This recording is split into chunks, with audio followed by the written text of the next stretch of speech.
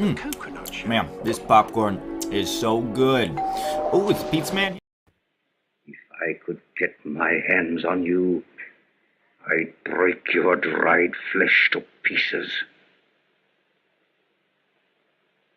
But your power is too strong.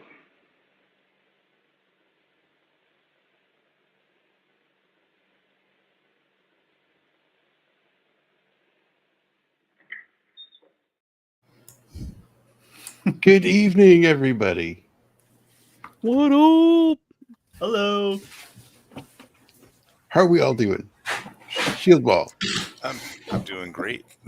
Thanks for having me on. This is an awesome movie. 1932, made pre, whatever that thing's called, the board or whatever, where they like started making things less, racy, and they had Yeah, right. yeah. I just had it in my head when I was going to talk about it, and then it just flew right out as soon as I started talking. Around the same time as the alcohol strike thing. Well, that happened. Prohibition.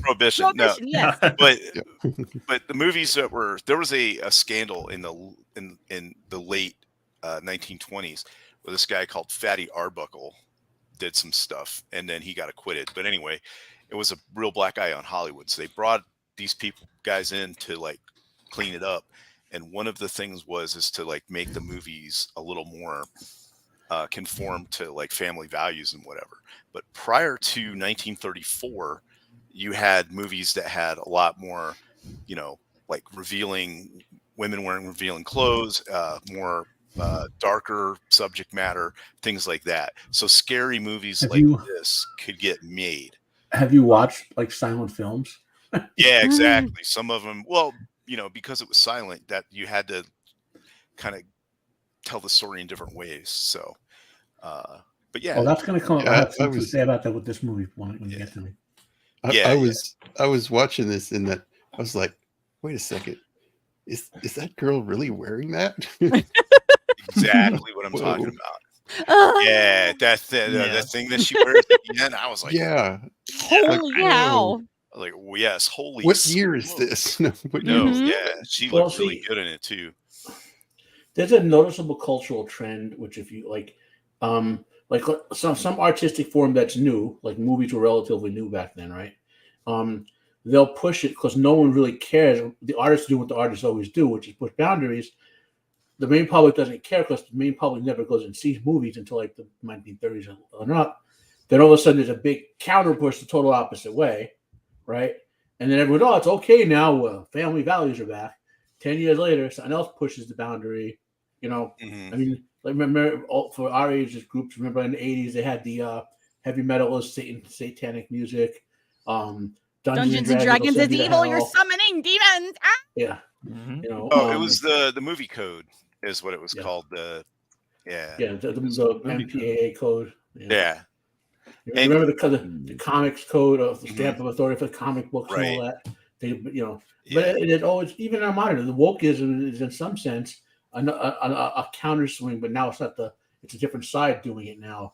The counter swing, Well, I think the other thing goes with the new technologies is sound and some of the things with. I mean, movies have been out for a while, but sound and talking and the quality got better. It's like when internet first came out and YouTube came out. It was the Wild West back then. You could find anything on there, really, and it's seriously been clamped down on now. Like you can't show stuff that even 10 years ago. You have to know how to get to the dark web to find stuff. Right. Now. Yeah. But when I know like 2008, you just jump on there and find all kinds of crazy stuff, Chat rooms were all the rage. Yes. And everything. Yeah. Have you ever been in the Modern Warfare 2 lobby back in the day? It was totally unrestricted. 1990s YouTube, and Facebook, YouTube, and MySpace, and all that. Yeah. They had no censor. Like there'll be people like live streaming genocides. Yeah, stuff like that. Yeah. Yeah. So, but anyway, this movie, I found it interesting that it was made prior to that, to the movie code switchover. Yeah. But I liked it. It was really well done. I liked it better than the Wolfman. I liked it better than the Invisible Man. Oh, really? Ooh. Mhm. Really? Yeah. Hey, I have Mando. to say, oh, I'm sorry. Yeah, go ahead. It's okay. Oh, I was gonna say Mando, how you been? How you doing? I'm doing all right. I had a busy couple of weeks, last week, and then a little bit of that, and so I'm trying to get back into the swing of things. I know my YouTube channel's been suffering, and they're like, "Where are the videos?" I'll get back on the swing of things of making videos and making more content and stuff. I had IRL things that I had to not deal with, but had IRL things going on. So yeah. This movie, I liked it. I hate that she's so dumb. I feel like she's so dumb, and it just frustrates me. And I'm just like, I just want to take her and I want to take her fucking stupid. Well, she was getting controlled by like a really old mummy dude. Yeah, that's true. But Yeah, this but was, like, you could tell that she was faking. Like, I'm so weak. I'm not look weak. So yeah, I mean, admittedly, in some scenes, she was pretty slow to react. Even when she was just having a normal conversation with the main actor, and he would say something to her, and then she'd be like, "Yeah, yeah, Yeah. Hey, So, Matt, what's going on? How you doing? Doing good. Better now than before with work crap. It's been a headache of fixing other people's problems all week at work. But, Yeah. oh, So with this movie, I guess there's two sets of things I want to say about it. The first thing is, like, if you take Bela Lugosi out of it, it's kind of an okay movie. But Bela Lugosi, who's the guy who plays the mummy, he's Imhotep is his name. If the audience didn't catch that when they watched it, he carries this movie with his stage presence. And we were talking earlier about black and white movies, and not black and white, silent movies and all that. He's a legendary actor. He knows how to act, and he gave this mummy the right amount of gravity. The Imhotep, the right amount of gravity, the right amount of menace. Like, there aren't more than 10 or 15 actors ever. Like, I'm reminded when I watch see, now my alarm for your show is going off right now, Jacob. I'm reminded, like, of when Christopher Lee played Dracula in Horror of Dracula, and he carried. I mean, it was a good movie overall, but he carried it with his facial expressions and his, or how Marlon Brando, like, with when he played Don Corleone, like there's certain actors who can do things with their facial expressions, their mannerisms, that bring things to another level, And I don't know if you guys have watched a lot of Bela Lugosi stuff. Probably the most fun, like, if you want to see the contrast to this film, how good an actor he is, go watch The Raven with Vincent Price and Bela Lugosi, because they both have fun with that role in that movie, and and if you play role playing games, you need to see it. By the way, you need to see it.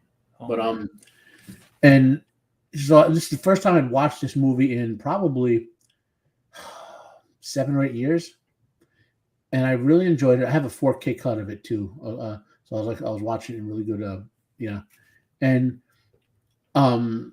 there's a whole. I'll talk about it later, but there's a whole wormhole of mummy movie that's to lead you on. And I'll, after everyone's got in, I'll give a sort of guide to the future mummy films. I want to watch all of them now. I'll even at the end I'll even watch the Tom Cruise one just for the hell of it. But well, the chick is hot. Chick who plays mummy is hot, and I'll always watch a movie at least once if the chick is hot. So yeah, that's about the only thing that movie has going for it. That thing was terrible. I kind of liked Russell Crowe in there, though. I liked his little Mr. Hyde, Dr. Jekyll role that he played. I really think he would have been good as a full-fledged Dr. Jekyll and Mr. Hyde. Yeah, that would have been sick. Yeah. I would love to watch that. Hey, Dreadroberts. Sorry. Hi. Good to have you back on. Yeah, no, it's been a while. I'm glad that you invited me back on. It's nice to meet new people. It seems like every time I go on a stream, I'm always meeting cool new people. And I found this stream to be particularly interesting because I grew up with the '90s Mummy, and I've always been obsessed with that movie. Ever since I was a kid, I'd watch it, fall asleep to it, and I've always considered it to be a really good, intense action adventure film, with horror elements. And so, watching this movie today for the first time ever, I was stricken by how different the two films are, and it's really interesting that the film does seem long, and maybe that's just because I've been so desensitized by all of the action-packed movies I've watched growing up. But it's a nice slow burn movie, and it lets you kind of absorb what's going on in it. But it's such an interesting contrast.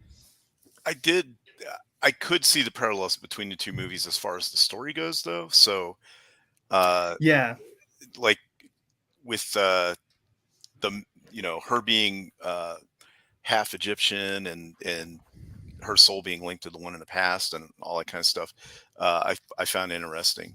But yeah, I like that 1999 version of the Mummy with Brandon Fraser. That's my favorite Mummy movie. So Yeah, same here. that is a almost direct remake of this film, but with 90s sensibilities. Mm-hmm. Right. Yeah, That's right. what I got when I watched this, and I can see why this is such a good movie, and I immensely enjoyed it. I just like the 99 one. It's a lot of fun.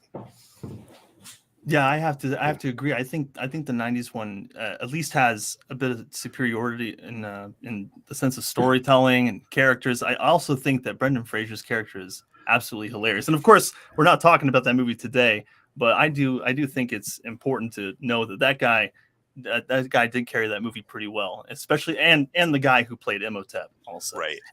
And one more thing, the actress from the 1932 film, Mhm. I thought was surprisingly a look-alike to Rachel Weisz, which I thought was a nice Zita touch. Johann. Yeah, she made a couple of more movies, and then she kind of went on the stage acting and disappeared from movies for a while. Oh, But The cast of the 1990s film is overall way better than the original 30s one. yeah, But there's no one of Bela Lugosi's level. although I wouldn't mind seeing Zita Johann in that nightgown on the riverboat.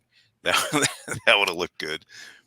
actually, I have a question. That the guy who plays Ardith Bey, or Imhotep in this movie, this isn't Lurch from the Addams Family. No, not at all. Okay, You looks very think well it like is? that. No, because he by the time Addams Family came out in the 60s, was he even still alive? And I keep saying Bela Lugosi. It's Boris Karloff. Excuse Yeah, me. Boris. Ah. Yeah, Boris Karloff. Yeah, Boris Karloff. and he was sorry. super tall too. That's why I thought he was Lurch. I'm just like, man, this guy's walking and shuffling like Lurch too. I mean, he's got the eyes, the lanky build, and everything. I was so sure. Let's see, when did he die? Funny trivia there. So the Mummy, his pseudonym is Ardith Bey, right? But Ardith Bey in 1990 film is actually a hero character. Oh, He's the leader of the Guardians of the Tomb. Remember? Oh, right. Yeah. He's the one that he shows up with like the Lewis The Tomb gun. Guardians. They're the Tomb Yeah, Guardians. Eventually, right. they're initially trying to stop them from getting to the tomb, but after that, they allied to. Yeah. Okay, I'm gonna say let's say hello to the chat real quick, and then we'll get really All into right, the meat cool. of this. First up is Creative Blue Collar Guy. Sup? Glad you're here. And Zax with the sheep. Zax. Got Melvin. Hey there, Melvin. What up? And we got this person. I don't know. Untamed. Who is that weirdo in the chat? that? Like, you got to watch those people like that in the chat. Oh, What's White up, Bear, you got Whitey? a really active chat too. It's awesome. Yeah. Hey, love it. Glad you could hang out with us. Here's Cannoli, the Sasquatch. Holy. Hey, Nicole, what's going on? Glad you could hang out.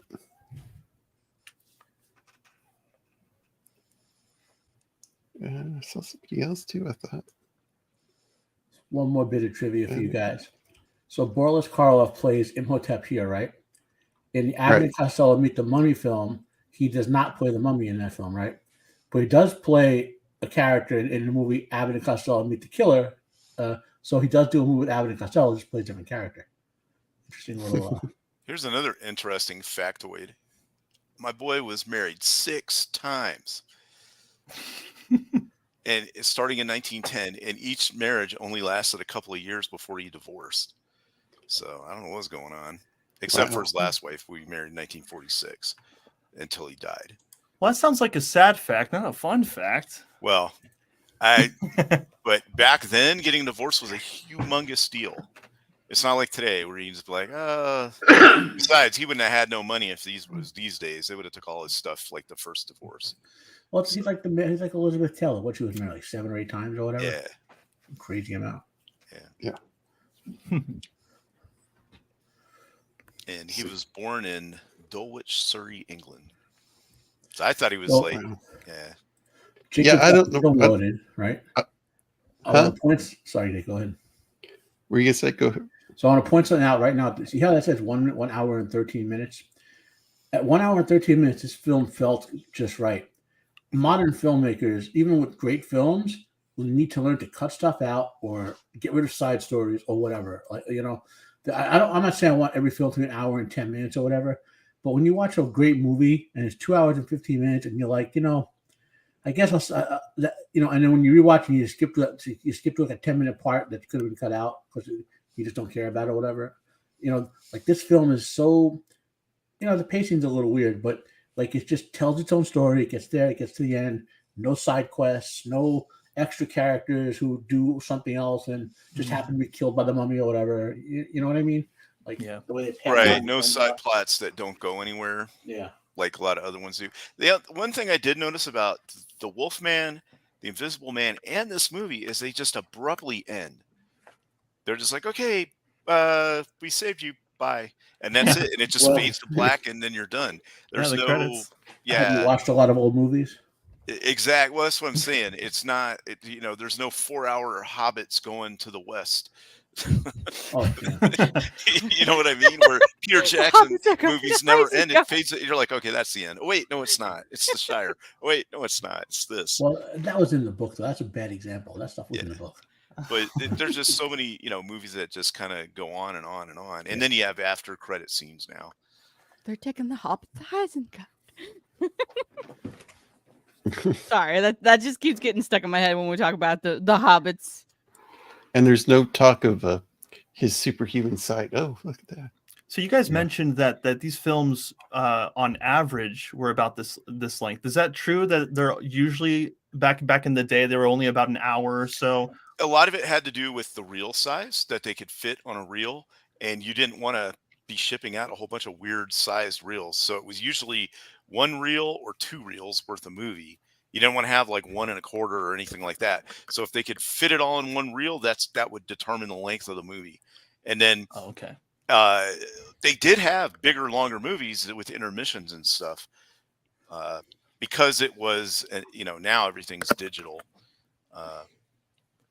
Well, plus, if you look at like Boris Karloff's is a great example. Look at all the old actors when they're in like, you know, 604 movies all over the radio and TV.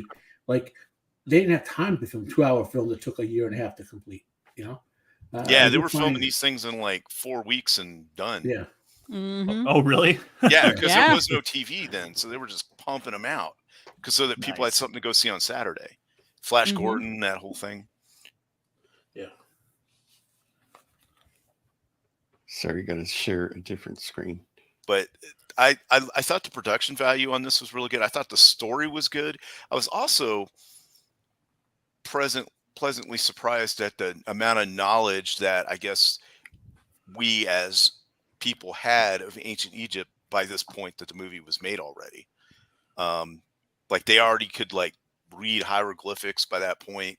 They knew what most of the dynasties were, you know. I mean, we didn't have, you know, that one Howie Zawas or whatever, the guy that's always on it, you know, the National Geographic channel, like showing up like he is nowadays, uncovering stuff.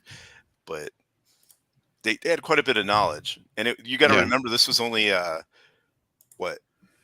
12 years since they discovered the tomb of Tutankhamun. So it was, you know, it was still kind of mummy mania. Yeah, real fresh in people's minds, and they were writing books about it too. So big time. I'm about to drop some real diversity, not fake diversity that we see in other stuff. So people often don't know, but like people want to think of continuous civilizations. We obviously know about Europeans because most of us are European, and some of us maybe know Asian stuff from movies and whatever. But Egyptian regional civilizations are fairly continuous back for thousands of years. They had their low points and whatever, but the Ottoman Empire had been a thing just prior to this. which was Turkish in origin, included part of Egypt. They discovered the Rosetta Stone, I think, was 1800, 1830 or so, and that was the key to translating the languages of the hieroglyphics. Then obviously a lot of Greek influence in Egypt because of Alexander the Great, and the whole, remember the controversy with, well, it's not a real controversy, it's fake, but with Cleopatra, where she was Greek, but there were the others, I don't know, She was a puppet pharaoh. Yeah. Yeah. Well, I mean, the point of the whole ethnicity change that people are trying to push on that, if you know what I mean. Yeah. But there was interest in an area that people maintained interest in Egypt throughout the centuries, even after the Egyptians tended to be subsumed by other dynasties for quite a while. Yeah. Yeah. I like this first bit. It's like the only miniature we get in this movie. They don't do very many of them, and it's.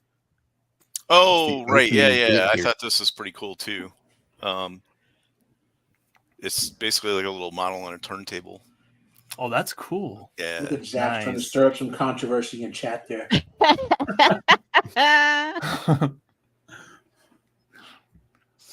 Yeah. Wow, Yeah. pot stirrer. My goodness. Mm-hmm. Yeah, didn't you know that the Egyptians are from, Africa, and they shouldn't be any lighter than the darkest person that you've ever met from Africa?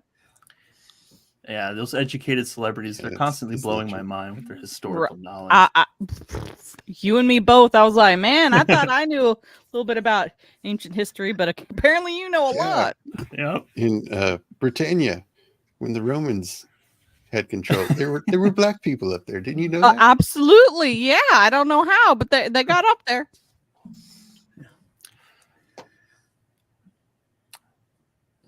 They must not have gotten the memo of cultural appropriation there. So Thoth, that's an Egyptian god.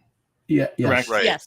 Also, magic, the character from the Conan universe, Thothamon, who's a villain in that. Well, he's a wizard there. Yeah, he's a wizard. Yep. So this movie is actually in public domain. And Amon-Ra is the sort of like a sky father of the pantheon, if people don't know. Although it's a little convoluted because there are multiple versions of the Egyptian pantheon over thousands of years, and eventually at the end we have Amon-Ra. You know what I mean? Yeah, Amun-Ra was the kind of conglomeration of Ra, Amun, and then some another one. They just kind of were like, you know what? They're the same person now. Here we go. Yeah, at one point Amon and Ra were separate beings, just to make it simple. I want to say I learned most of this from Stargate. So yes, yeah. Exactly. Yeah, me too. Like Actually, as bad as the movie was, it's called Gods of Egypt. It was surprisingly accurate with the lore. Surprisingly. I thought that movie was all right. It wasn't I knew it was what it was. It was what it was. Now this is like actual real footage of this temple that's really there. Yeah. Now this isn't the one. I was thinking of one when they made the Aswan Dam. They actually moved an entire temple up the hill. Yeah. But this what do you mean by moved? What do you mean they by cut moved? it out of the rock and moved it up higher. Yeah. Like as a whole? Statues as yes, they were statues of a pharaoh and his queen, I think, and they cut it out of the rock and moved it like 200 feet up the hill. And to the Egyptians' credit, by the way, like a lot of Middle Eastern cultures were destroying ancient civilizations and paganry, whereas the Egyptians were like, no, this is our cultural legacy. You know what I mean? They didn't go that road. So. Yeah, they were very reverent towards their legacy and mythology. Yeah. You mentioned this is public domain. Does that mean we can just watch it? Yeah, we could actually. I don't want to, get a strike from somebody who's. Yeah, there's somebody who will claim it. There is Well, somebody. Absolutely anybody and everybody. The film is public domain, but like the Universal logo, that's trademarked. Right. Universal would probably claim it just to be mean. Exactly. Right. Yeah. That's what I mean. Is it says it's public domain, but I mean, unless you're talking something that's been out public domain for 100 years or more, then you'd be safe. Yeah. But Fair enough. What interests me about this shot right here is I bet archaeologists, like a regular archaeologist seeing this, would have just been flipping out. It's just a lack of care of all Yeah, of the they're just objects like, around. Oh, hey, yeah. we found this. Let's just Mhm. bust this open and just start Especially doing stuff. the map, you know. Yeah. They're handling it like it's, you know, new paper. Plus, the mummy probably doesn't smell very good either. He's just like Well, smack also, dab like, right they behind wouldn't- him. They wouldn't have just put a mummy just upright like that. It would be laying down Well, where they could that's so examine that it. the audience can see it. But I know. True. what I'm talking about is they're like, hey, we have this box that has a seal on it that's been unbroken. And we're like, all right, get the knife. Let's just cut this thing open. Oh yeah, no. cut it open. That's a big no in the the archaeology like sphere. If it's not open, you don't open it unless you just have to. Yeah. It wouldn't smell bad. It would just smell like whatever spices they, for lack of a better term, pickled the mummy with. Yeah. You know, Oh, okay. because it's complete. It has no moisture, so there's no bacteria. Whenever you smell bad stuff, it's usually like bacteria that's growing because of moisture and mold.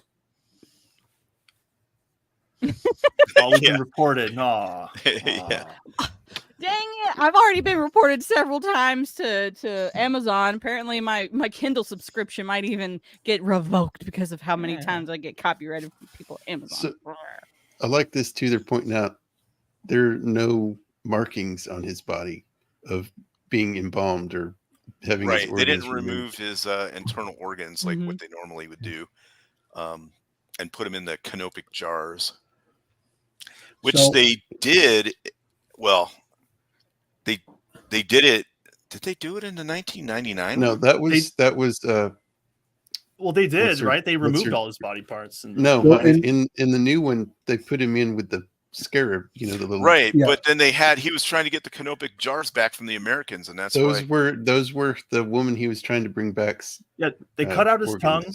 They cut out his tongue, and then they threw him in there while he was like, Right, Right. and then Supposed to be they staying alive put with the the beetles scarabs. in there. Okay. yeah. And he was after those jars because they were the woman he was trying to bring back to life's organs. So at this point, they're explaining to you the curse on Imhotep, and it's the same flaw in other, and obviously redone in the other film. Like, it's not exactly genius to curse your enemy with immortality and hope. I mean, on your and superpowers. On your chance, no one ever releases him. Right. Mm. But the point of this scene is that they're saying, hey, he wasn't actually mummified. Like, they didn't cut his side and pull his stuff out. So they're fine. He's not a normal mummy, is what they're discovering. Yeah. They're like, hey, this guy wasn't mummified like a normal person, like a normal mummy. You know, Plus, the only I can feel his breath too. That's strange. the only part of the mummy that didn't get a jar, his brain. Yeah, because of the way. They thought the brain was just useless. Didn't Yeah. matter. Right. So They thought just threw your it out. intellect resided in your heart. Mhm. Yeah, right. And then they had to move the brain out because otherwise it would just rot in there. So he had a poker and they would jiggle it around and then just pull the brain out piece by piece through your nostril. Mhm. Yeah. And Great procedure if you were alive during it.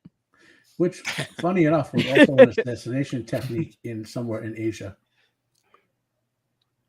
What now? Oh, yeah. The hook up the nose to the brain. Oh, That was an assassination technique for in Asia. Mm-hmm. Yeah, they just get a giant needle and Was that just supposed to be undetectable or ouch. something? Mm-hmm. Yeah. Yeah, Yeah. you wouldn't know how that person died if they were assassinated that way. Right, especially back. They in, would like, also, the old days, yeah. Sorry to get off subject, but they also would crush up glass into a powder and put it in your food, Yep. and it would lacerate your insides. Mhm. Oh, how uplifting! Yeah. Right? You should hear about how the Persians and the Babylonians would display their conquered nation's Oh my leaders. That sounds raunchy. There were spikes. Lots of spikes. Yes. There he is. And that makeup, the makeup is incredible. Makeup is on point. Yeah. I don't know how his ears are. I guess, do mummies still have their ears? Yeah, they do. Okay. It's got a They're huge just- ring on too. Yeah. Yeah. Yeah, Well, that's the, premise scarab is ring. he's immortal, but he's imprisoned.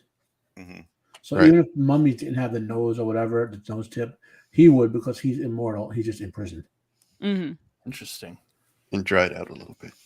Yeah, his skin's just a little flaky. They have lip balm back then? Or, They had something similar to lip balm. Yes, nice. it was made with animal fat and stuff. Sweet. Like he was cursed with eternal life, basically, is the way it works out. In So this is how they know what his name is, because it's written on the inside. And this is correct. Also, that's exactly how it's. That's real life spelling too, for his name, or is it just in the movie? I don't know. Oh, I I have believe no that idea. is accurate. I wouldn't be surprised if it was. My considering, more speciality is Greek. This is not mine, so I don't know. Oh, I'm shocked.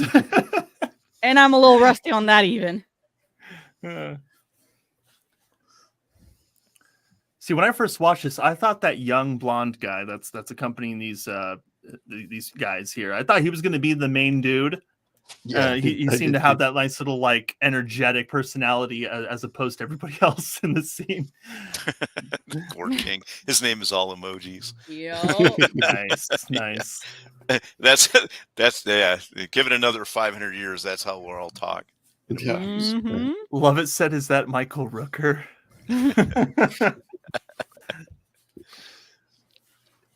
Yeah, they also scratched off stuff. They too. scratched. Oh, so inside the coffin, it had protective prayers that were supposed to guide the spirit, to Right, protect the spirit, right. and guide it to the afterlife. And they scratched it off. I'm not. It's like they built this thing like to spec, and then defaced it instead of just throwing them in an empty coffin and calling it good. Well, Yeah. So Yeah, and They would do that. They would have coffins prepared for them. yeah, he was Yes, in a advance. significant They're still person. alive. He was in the past. He would have already had his whole tomb and everything built, and Oh, Yeah. so right, he's already had this teed up, ready to go. Okay. Yes. Right. Yeah. Yeah, but if I recall from the movie, doesn't that mean that because they smudged it, he dies twice? Like he dies in real life, and I think And- they mentioned right. he dies in the afterlife too. And in the afterlife, he's lost in the afterlife. so he's so he can't nameless. actually go to heaven or whatever. I mean, don't exactly quote me on this. It's been years since I read the Egyptian version, funerary mythology, and all that. But so you have two sections of your soul in Egyptian lore, right? One is the earthly soul, and the other is the sort of, I guess you would say, divine soul or whatever. Like, and the earthly soul. I remember the fate of all of them, but the one to get to the afterlife has to be guided there by one of the gods. But if you're nameless and blind, you can't get there. Right. You get lost in like it's like the reed swamp or something. You just remember, wandering. how the end of this movie is just with a touch, but in the modern one, they actually came and ripped his soul out of his body. Yeah. Yeah. Oh, this part's interesting because Yeah, this is the part where they're like, it's got the seal on it, and he's like, get the knife and just bust this open. But here's again, I'm not criticizing the film because I love it, but I am. But like, so, first Imhotep, for your sins, I will make you immortal and all powerful. Then I will put the secret skull of raising the dead scroll right next to you. Yeah. Like Yeah, they literally threw it in the same hole they buried him in. And then these Mhm. guys are like, this chest is all gold. Okay, let's pop this baby open. And without any photographs or doing drawings or taking any notes or anything, Yeah. Or, Take a photograph I of mean, at the time, it's 1920 something. How about put a camera on it, and film it? So yeah, see, here it is. Unbroken seals. Yeah, that they would not have broken those seals. Well, they would eventually. They just wouldn't have done it in the middle of the night. Just peels it Right. off with a with a sticker. Yeah. Doesn't it have like kind of increased knife. value if you don't open it? Isn't it Well, worth more? you're going to want to see what's inside it, obviously. Right. But you want to document every step of it. You'd have there'd be somebody taking like pictures of it. They'd make sketches of it. They would have somebody writing down everything that was said. There'd be other more important people in the room too that they could get funding man. from. There'd be whole kinds of reasons. Also, this whole chest is gold. It's just hard to see in black and white, but they Yeah. state that it's made out of solid gold. Actually, they do an acid test. on it. Oh yeah, they do it really quick. Yeah, They do it and then really look, quick. here Oh, he cut goes. this open. Let me cut this open. Yeah, Yep. go for it. And it's not like, hey, there's a curse or anything. It's just like, wow, you guys are just like flying through this. But it is, it's a movie. So Yeah. Right. all I'm stating is that that's not how they would have done it. Also, the Have other you- weird thing about this is the young guy's shirt. I had shirts like that. I still have shirts like that. So it's kind of, They've that's been still in around style. since like the 1850s at least. I mean, it's a nice shirt. Well, it's got If the any- little epaulet thing in the pockets, Yeah. Let's put some khakis with some cargo pants pockets, and Yeah. he's all set. And so they get to this box, and there's a seal on it with a curse. Right. And I see. took this box as being like made out of alabaster or something, maybe. Most likely. And then it's got the star motif on it on the sides, which is pretty cool. There's that one tomb that has like stars on the ceiling. I like the way it looks. Hey, what's up, Roman? How's it going? What's the Hey, Roman. Roman. So it's a box within a White box. Bear. Yeah. Lost And all resale mummy- value. The mummies you really had to watch out for were the raccoon mummies. They'll get you. They mummify raccoons. I bet the Egyptians would have if they would have had raccoons there. Probably. Anything they had a god to, you could find mummified. And cut out their tongues too. Yeah.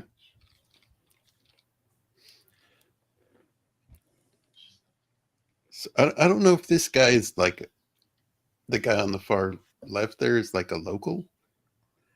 Or No, he just he's an knows expert. all of the He's like a lore and German everything. dude or whatever, and he's an expert in like lore and curses and like the ancient history. But he's lived in Egypt for so long, studying it that, or is it that guy or is it the dude in the middle? No, it's No, it's the guy on the left. Yeah. The guy, no, he's the expert on the ancient Egyptian funerary rites or something like that. Right.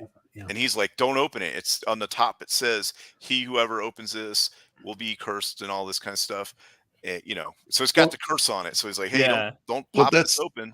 Like, don't touch this. Stop it. And then We the do middle get, like, guy's that like, flashback of the mummy, and he of Imhotep, and he opens it, and it's got the curse on it. So that's how he got cursed.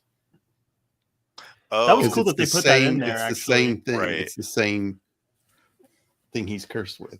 I bet that's where most of the budget went to. It was really cool. They all had armor, swords, and shields, and all like cool temple decorations. I didn't expect that little flashback scene in that movie. Oh, and yeah, exactly. And what Zeta Johann was wearing. So that guy in the middle, he was all mad at the guy who's been studying all those years. He's like, I'm not going to let you interfere with my work. Don't touch it. Don't you do it. It was Well- the original warning label. The premise is that magic is still active and real, and that guy has seen it. You know what I mean? The guy who's saying don't do it. Right. And this guy, then the guy in the middle says, well, but it's thousands of years old, so the power should have faded. And then the other guy's like, hey, there's some stuff that it's, that's not going to apply to. It's still going to be powerful. Yeah, I was just thinking that, Roman. Why is this tie so short? I was just thinking that. Look how short his tie is. Left it in the washer a little bit too long. Yeah, Well, that was the style back then. it was. It was. This guy's like, come outside, and they talk about it. Yeah, they want to and talk stuff. outside, and they tell this other guy, hey, don't open that yet. But we saw how fast they're just popping stuff open. He's like, they won't get mad. I'll just open it right now.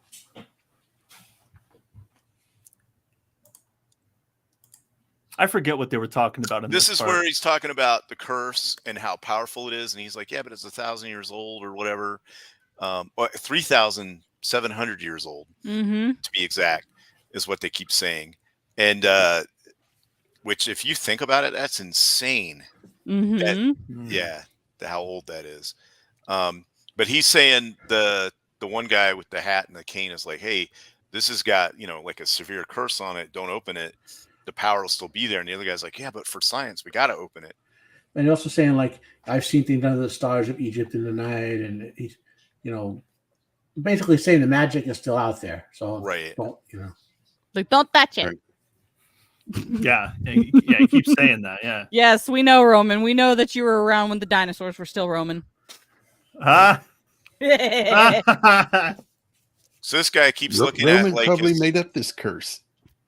he probably did. When Roman was first learning how to draw, he would draw the hieroglyphs in the pictures. He's like, "Oh, these are he's pretty." the one who imprisoned Imhotep. Yeah, exactly. Yeah. He had to It's like, hey, I like that girl, and you're a dum dum.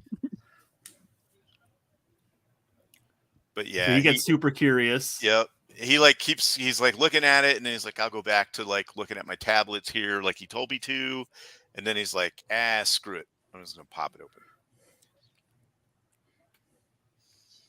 Don't do it. We all know he's gonna. There wouldn't be a movie if he didn't. I expected like some kind of like powder. To he's like, you know what? Never mind. Yeah, that's what I was thinking. I was like, they could have like, put powder in there and like suctioned the lid down, and like open it and. That would have been right. I love how they introduced the mummy. Like, he doesn't jump scare him. He doesn't walk up and rip his head off. He doesn't. You know what I mean? It's He's like the guy is like a gnat to him. So here's the other thing. So, like, this scroll is 3,700 years old. I thought for sure it was going to crumble when he grabbed it. But he's like, yeah, just no gloves on. Just grab this thing, and I'll take this ribbon off of it, and throw it on the floor. Well, he doesn't do that. He puts it on the box, but still. That would have been really funny if he did, though. And then, but I was surprised how supple the paper was. It's magic. Yeah. And it's the scroll of Thoth, and it's supposed to be the spell that controls that Isis used to resurrect Osiris, right? Yes. Right. And And so if you read the spell, it'll bring the dead back. So basically, he's animating the mummy by doing it. And these guys are still talking. So he starts transcribing some of the stuff off the scroll into a piece of paper, and then starts reading it.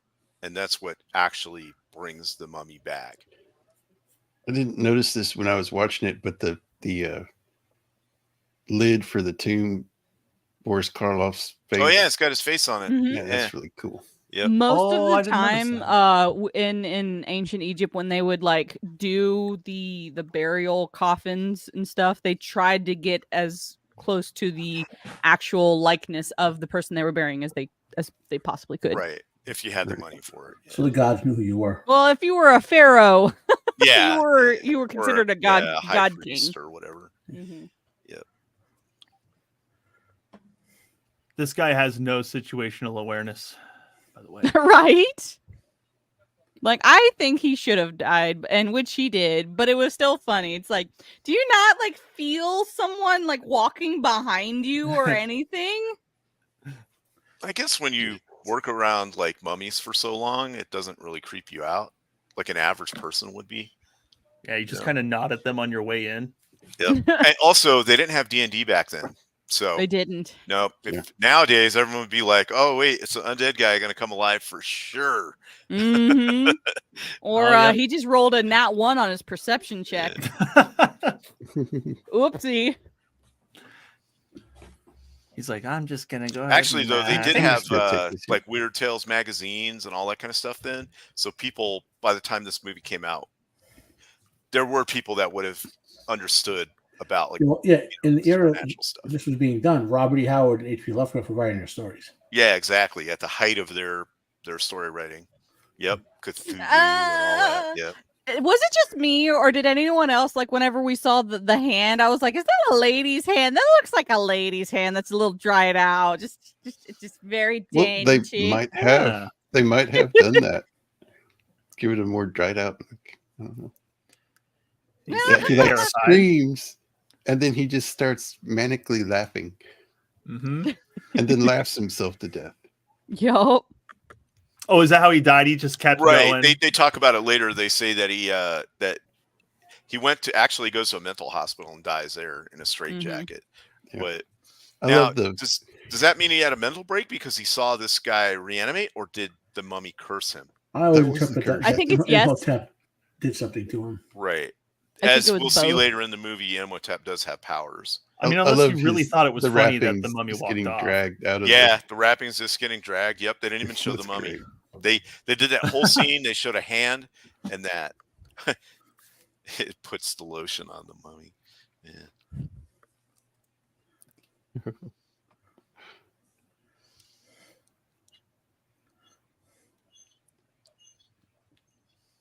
It's like, what's so funny?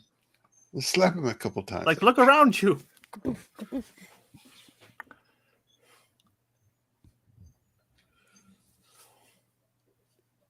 Look, oh, I love that. Yeah, so It's he's great. got the handprint from the thing that the mummy put his hand there.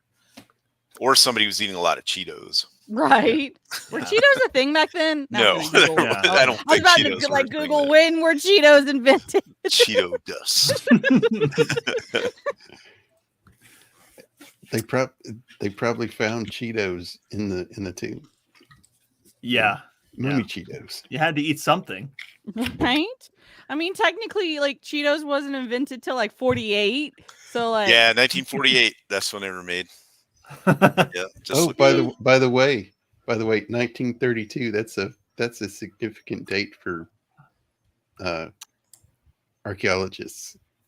It's when they opened the tomb of Tutankhamun. mm-hmm. No, that was in 1921, I think. Oh, it was? Yeah. So they were just dating this to match the time it came out then. Mm-hmm. Oh, okay. Let's see.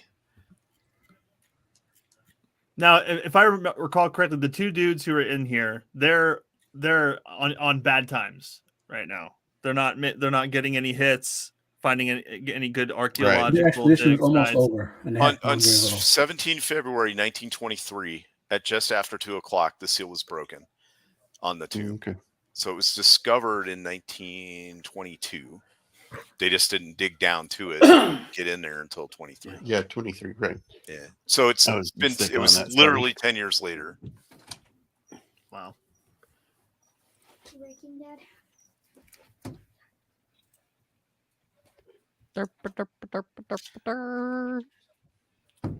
So they go from like having all these discoveries to 10 years later, they're barely finding anything.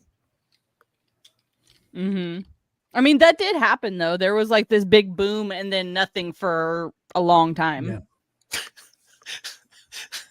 That Oh my guy, gosh, the Max. guy from the guy Aliens. from Ancient Aliens, that Mhm, Papadopoulos the History or whatever Channel, the yep, hell his yep, name is. Yeah. Yeah. Mummies. Mummies.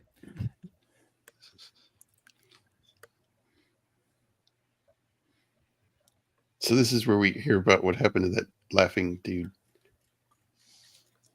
It's like, Right. They're talking about that guy, yeah.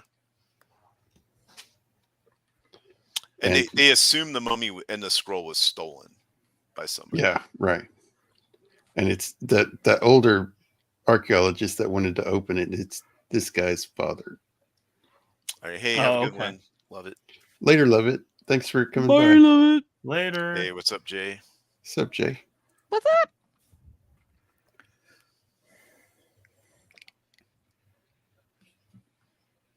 That's how you know he's the main character, right? That cigarette, open shirt, and everything. Got the Mhm. Yeah. lookings of a hero. Yep. Yep, got his pants way up above his waist. Yep. And this other guy's jealous. He's a little bit shorter, a little bit self-conscious, probably. I mean, most of us that are short are a little self-conscious. I mean, at least the rain falls on you guys first. Oh, that is true. That is true. So this is 10 years later. You have to assume There you- he's just been like learning English and stuff. Yeah, and he probably went to the, in Cairo, the English The English school. school. That you know. would have been in Yeah. Cairo. Yeah, absolutely. It's really imposing too. You just kind of Yeah. he just plops that door open.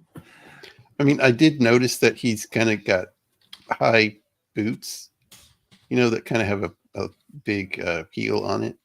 But even without that, He's be a pretty tall imposing. boy. This is why I thought he was Lurch. He's not. Boris Karloff is not as tall as the actor who played Lurch. How tall was that guy? Karloff, like an average height, like I don't know, 6 foot, somewhere around there. What about Lurch? Oh, what was the original guy's name? It's like 7-8 feet. Wasn't that the guy in My Cousin Vinny, the judge? That's Herman Munster. Oh, right. Oh. Yeah. I get those two mixed up. The Lurch actor, like the brother of Jaws from the Bond film. Now, okay, I'm looking it up. I don't remember his name. So it's Ted Cassidy, played Lurch. Okay. He was 6'9". Wow. He died young, like in his 40s. Oh. I think it's because he was so tall. They usually have people. Yeah, he had that health height-related diseases. So this is where, and this is the part where he kind of hints to these guys where to dig at. Mm-hmm. He's got like a Yep. piece of something that he found. Little breadcrumb.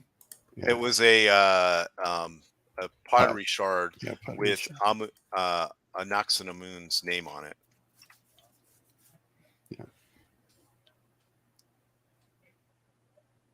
Like, oh, cool. Yeah, we'll definitely try it for sure. Yeah. Guy we've never met in our lives. Mm-hmm. And then he goes away here. You don't see him again for a while as they're digging it up. He's gone. There, dig there. So when I was watching this, and all those like workers are kind of like working together, passing up objects up the line. It kind of reminded me of Raiders of the Lost Ark, and I was wondering if maybe Spielberg got inspiration from this scene. Probably. Well, Raiders of the Lost Ark was a throwback to the pulp novels and films of this era, and short movie and serials and all that. So this is sort of common imagery. Right. This definitely impacted his use of light and shadow, these kind of movies. This right here, you can't tell me he didn't watch this as a kid and was just mesmerized by it, and then he had a chance to make a movie that was like this and so many others all in one. True. Oh, he watched all the old pulp stuff, and he read Doc Savage, They did really good with the lighting in this movie too. Right. Yep. I mean, they had to, like with black and white, you have to be really good with the lighting to really get good shots, in my opinion. Didn't they have to didn't it get like really hot on those sets because of that limitation they had? And they had to and like actors would get really, really sweaty on set. Yeah. I think there's even some like actors that passed out due to heat stroke or something. Well, that's wild. 5'11"? Those other guys must have been super short then. I mean, most people back then, average height was like 5'6". Yeah, or they were doing some kind of like forced perspective, or he's standing on a box or something. Yeah. He does have platform shoes, so that's too. But I think the illusion of him, being really thin, right, really makes him look taller. Yeah. Mm-hmm. Plus, what he was wearing, what's that thing called, a caftan or something like that?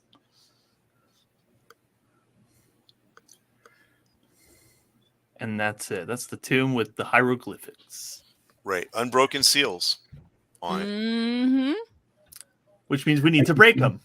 Break all of the seals, do it sledgehammer. now. Where's the sledgehammer? No. As much as I love this film, these scenes remind me of Abbott and Costello Meet the Mummy movies. It does kind of like, yeah.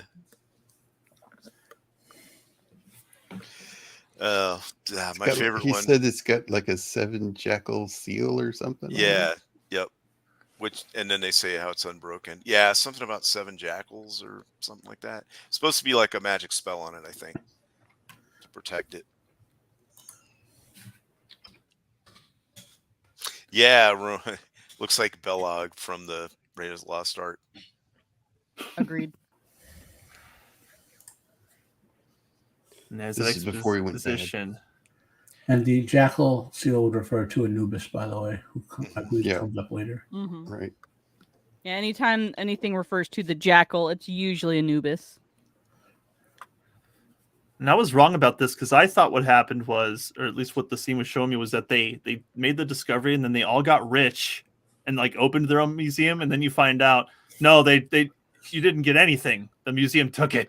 Yeah, most archaeologists and paleontologists, like this is kind of their lot in life. They'll find it and they don't make really much of anything. Because I wanted to be a paleontologist for a very, very long time, and I looked into it and I looked how much money you make, how long you have to be in school, and I was like, that's not a very smart financial decision. I'm not gonna do that. By the early 1900s, you already weren't like, if you found something, you weren't just running away with it. Like in the late 1800s and mid 1800s, you could find a whole bunch of gold. You could just take that and do whatever you wanted with it. Mm-hmm. Yeah. I find it ironic. It says, as unplundered from our tomb, which we just plundered. Yeah. Yeah. Completely unaware. So since he was able to give them the location of the tomb, he's kind of famous in a way. Like he hides out, nobody really sees him a lot, but because he was able to give him the location, all the archaeologists know who he is. So he can just kind of wander around in here and do whatever he wants. Yeah, I got the impression from what he was referenced that Ardith Bey became a renowned scholar of Egyptian antiquities type of thing. Right. Yeah, he would sell like Egyptian stuff and whatever. He's like the Willy Wonka of Egyptian merchandise. Probably. Never see him, but everyone knows who he is.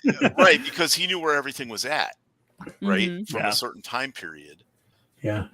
Yeah, I like later on in the movie where he talks about, well, that's an earlier time period than what I'm telling you about. Like, I can't read that. That's too old. My great grandpappy wrote that. No. Yeah, the Scorpion King was a real person. He was. He was a real king. Like way, like even before this Imhotep guy. Mm-hmm. Like it's one of the first pharaohs or kings that they talk about that they have evidence for. Mm-hmm. But without the lower half of a giant scorpion body. Obviously. Right. Yeah, that was just that's a tiny bit of embellishment, but just a little bit. This part here, I was like, what? I was like, Rachel what Weisz. special effect is that? Well, this actress is named Zita Johann, and she's from German-speaking Austria-Hungary area called Swabia, Bantan Swabian, which, anyways, but she emigrated to America when she was like 11 or something. Oh, cool. But she was pretty popular actress in the from 1924 to 1942. Was this like her biggest movie? She did a couple of, let's see, she did this one.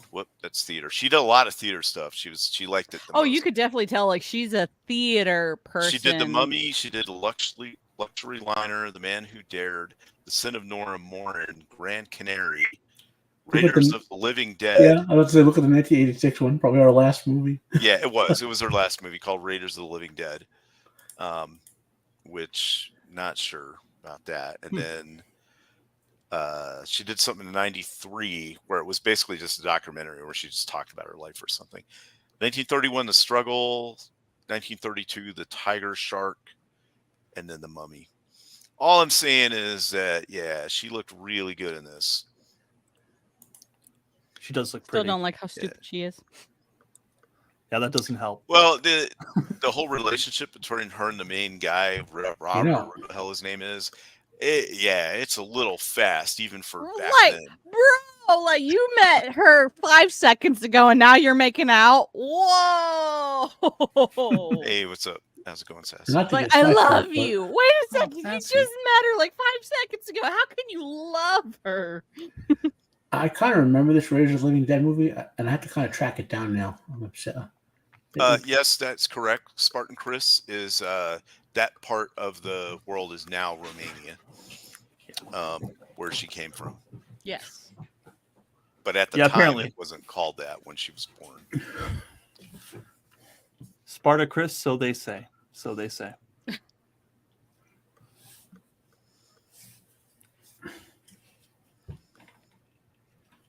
Yeah. I'm just from a female perspective, like who I am very independent, like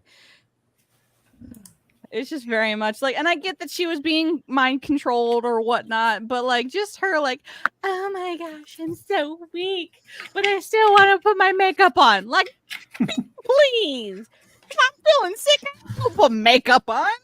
Well, that was her explaining to them how. We'll get to that part, but I know. explaining to the people why she was like wanting to go out all of a sudden, and it's because she was being mind controlled by what's his name there, Imhotep. But look at her dress. Look at that. Look how great that looks. And I'm not just mean, look how hot she is. I'm talking about how elegant the dress is. Hmm.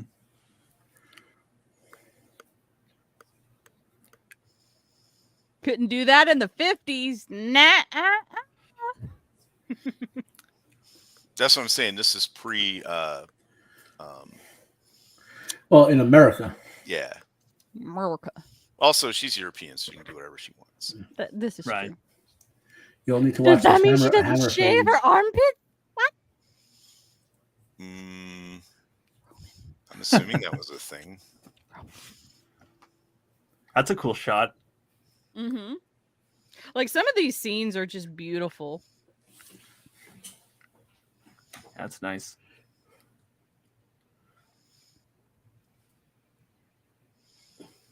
Yeah, everybody smoked back then. Everybody drank. Yeah, it was supposed to actually be good for you. Yep. Mm-hmm. Opens Smoking's up your good airwaves. for your health, guys. I know we're coughing up a lung, but it's good for your health, guys. Yeah.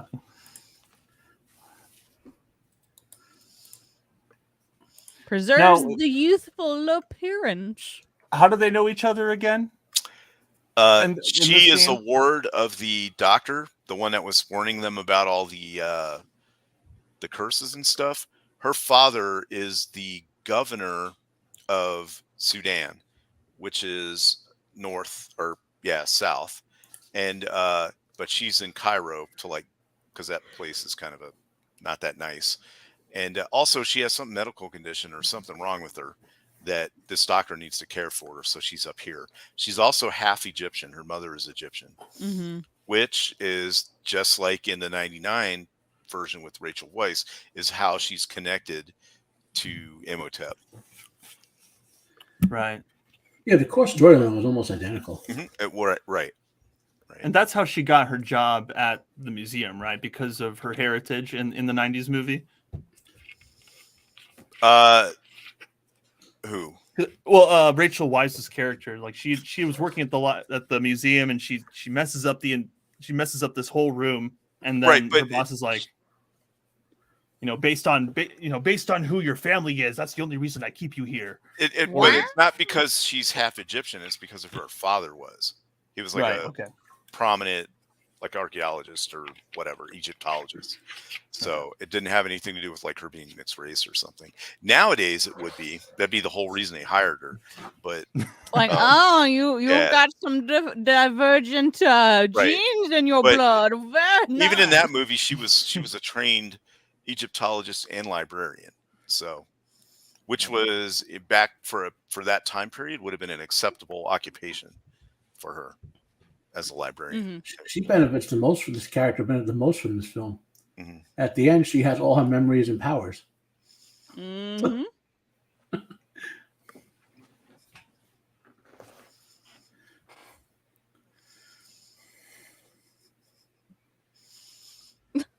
Yeah, the hobbits. Weeping hobbits. Excuse you. Well, hey, Roman, at least it didn't make you watch Rings of Power.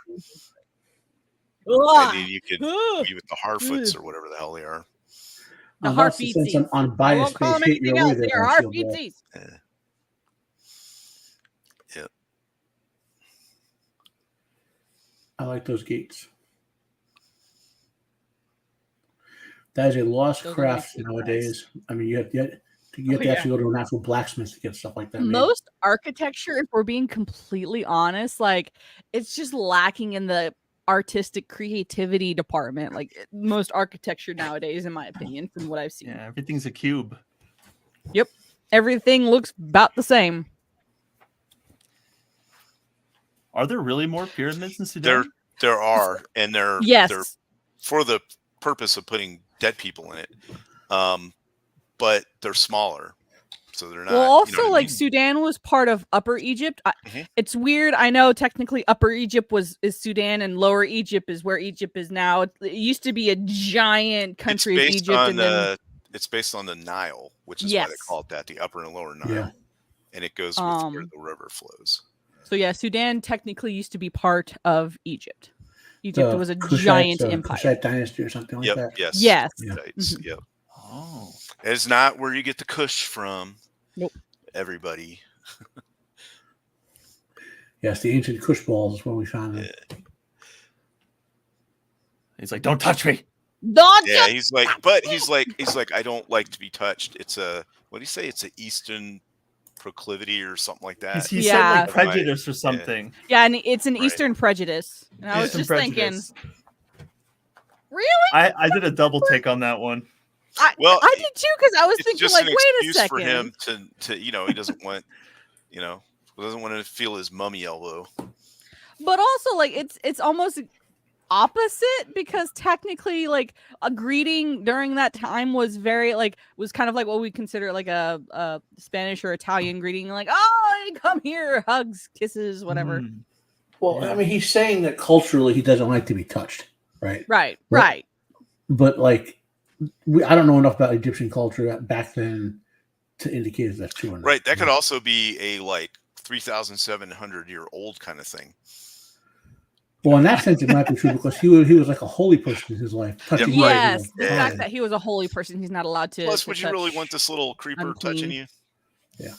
I've been trying to talk this entire time, and I was muted. Oh, bummer.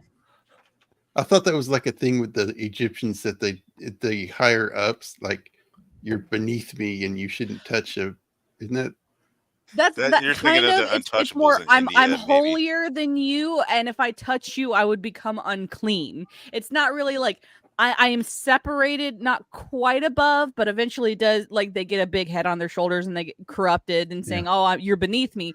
But it was more, I am sanctified myself for the duty of the gods. I offer them sacrifices, I offer them incenses, and I am consecrated and set apart. So I cannot touch something that is considered unclean.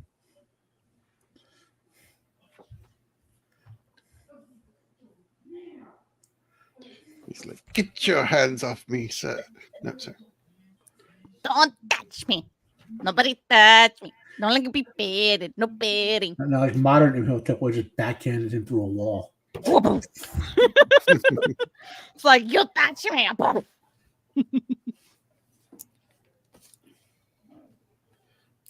He's like, that guy is so much better looking than me. Right? He's just like, man, why does? Because there is a love triangle. There is. One is he's about 3,000 something years younger than me, but I still got it, bro. I'm still hip and with it. My hips don't break. That's kind of the vibe I got, is like, oh, I'm being hit on by like someone who could be like my grandpa. It's like, that's weird. Yeah. But he's fine with it, apparently. He thinks it's all good.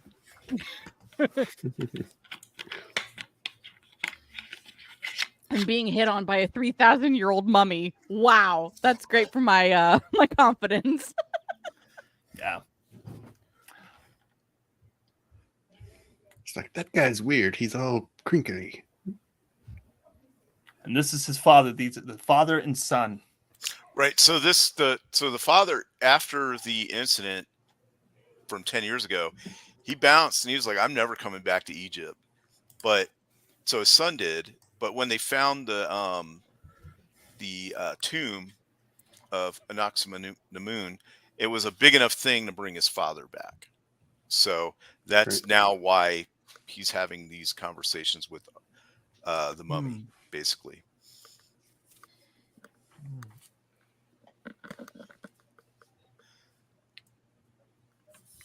Hey, what's up, Adam?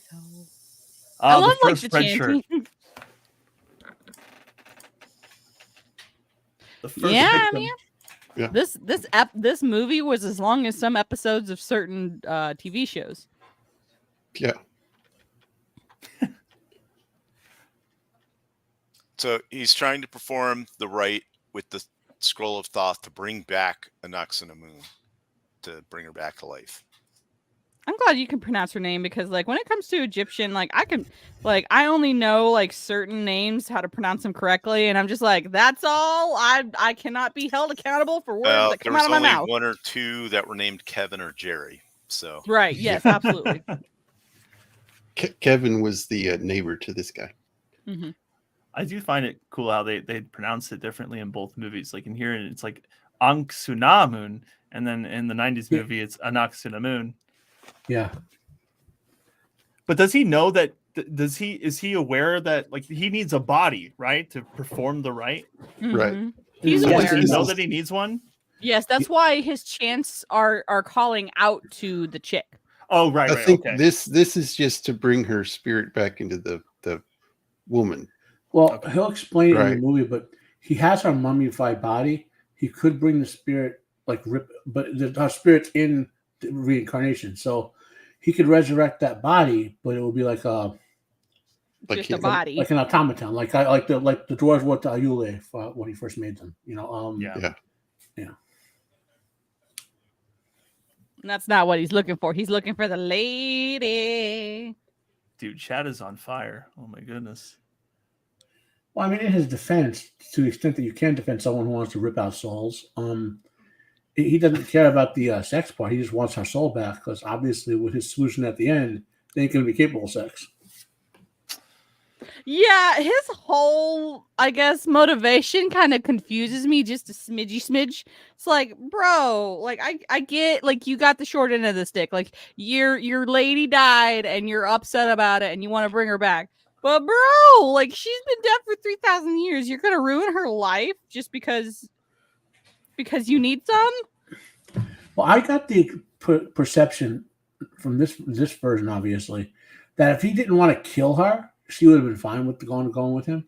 That she remembered her love for him in the previous life, Mm-hmm. but his solution was, "Well, I have to kill you so you can be immortal like me," you know. Mm-hmm.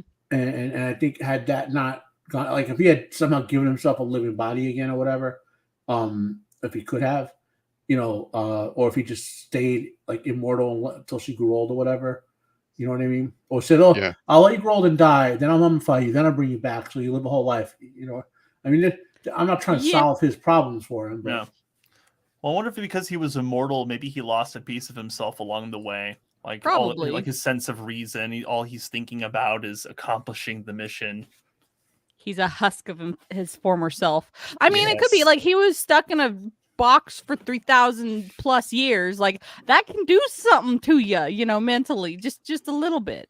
It's true. Yeah, I was thinking that, you know, her spirit lives on in the new person or something, right? Mm-hmm. So this is basically just calling her. He Yeah. doesn't Well, know it's yeah. this woman. He's Right. just calling out. I guess. one of the biggest difference between this and the 99 film is this has zero action. There's no fights Yeah. or anything like that. Mhm.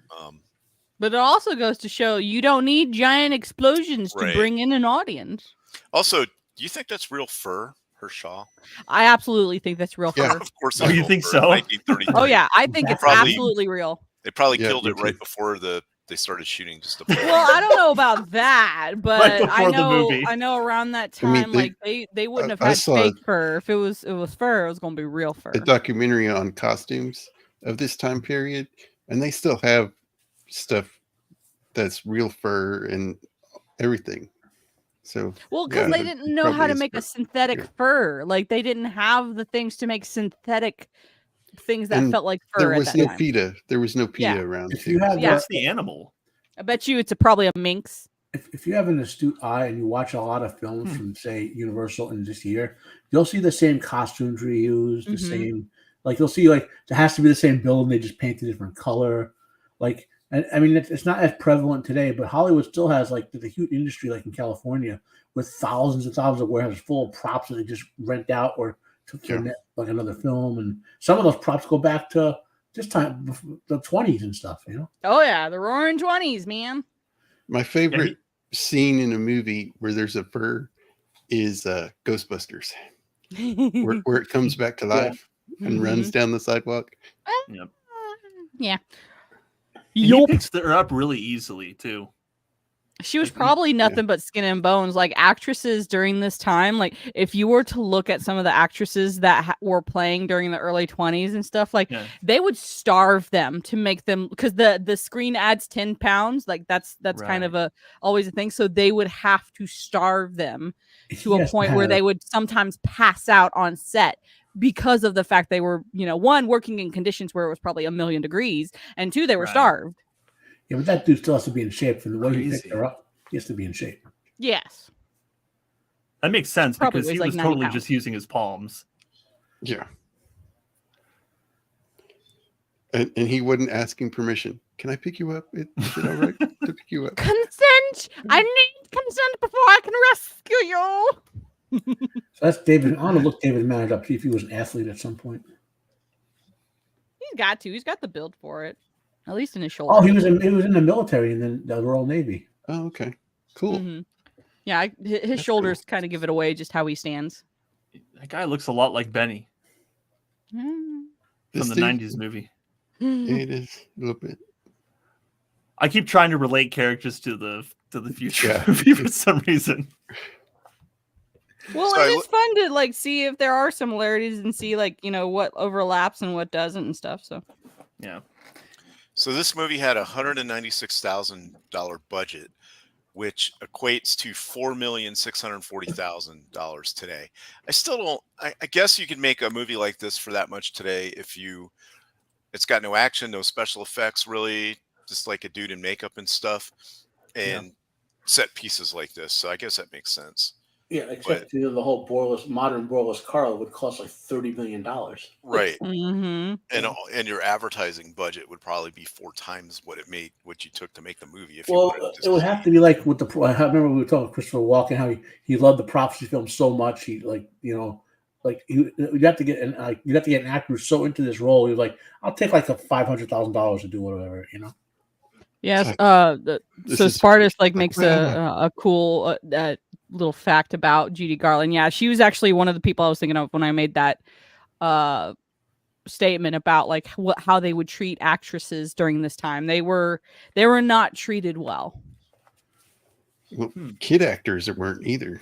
Especially kid actors. Yeah, it was basically child enslavement. Oh yeah, read about Mickey Rooney. That's horrifying. I just read from Spartacus. Yes, it's true though, and that wasn't the half of it. Judy Garland, there's a reason why she offed herself in the end. Oh, that's terrible. It's like, I'm in love with you. And I've known you for 5 seconds. Now I love you. Let's get married. Look at the look on her face too. It's like, what? What?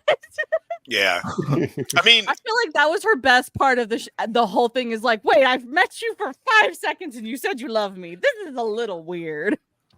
Yeah, I can see the attraction, but still, that is a little fast for even back then. Yeah. I mean, you only got an hour to work with. So that's true. Yeah, I think it gets much worse later on too, which I think we'll touch upon it when I love in the new Mummy, O'Connell and what's her name? Edie. They hate each other at first. Yeah, and dislike each other. I love that whole story part of it. It's cool. Yeah, she hates him until he shaves. And she's like, oh, I don't like you anymore. Yeah, but at least in that movie, they've spent a month together or something already by that point before they figure out they like each other. Yeah. Mm-hmm. And here they're talking about she was speaking in an ancient Egyptian language and said Imhotep. Conclusion? I think not. In a movie, if it's a coincidence, it's not really.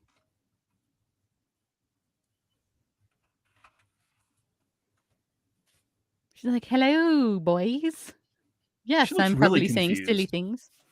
I mean, I would be too if somehow I was chanting some weird mumbo jumbo. Like, I don't know this language.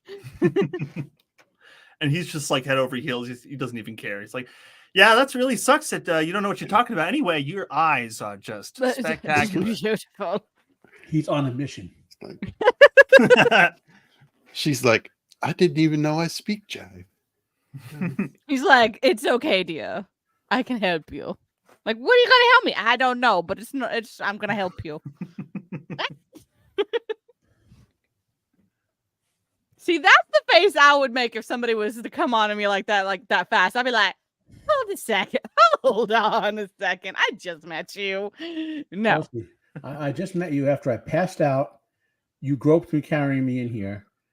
I woke up speaking strange languages, and you find that attractive. Right. I mean, a man loves an accent, right? I guess so. You're very Yeah, exotic, ma'am. Yeah, that would be like, Have you ever heard you Ethan Hawke's racist, how poetry? dare you? It's How dare you assume my gender? My ethnicity. My ethnicity and gender. How dare you Oh. assume these things? No, this actress looks more like actual Cleopatra than the other actress. Yeah, in the yeah. modern Mhm. It's Definitely. a yeah. true statement, Spartacus. Mm-hmm. So that's called perfect girlfriend material. Salty snuck in here. I didn't see. Hello, Salty. Salty. And then she's like, "Oh wait, you're kind of cute."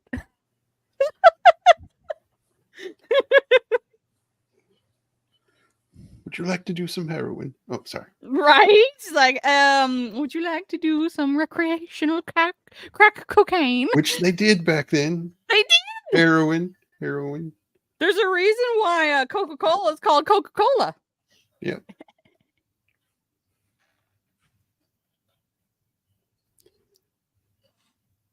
And he gets a phone Just call. for sanity purposes, the cocaine back then was like 100 times less potent. You know, Yeah. Still an addictive substance. nothing like now where it's like insanely overconcentrated. Yeah. This is true. It's Yeah, funny, they had little pocket things that they had cocaine in.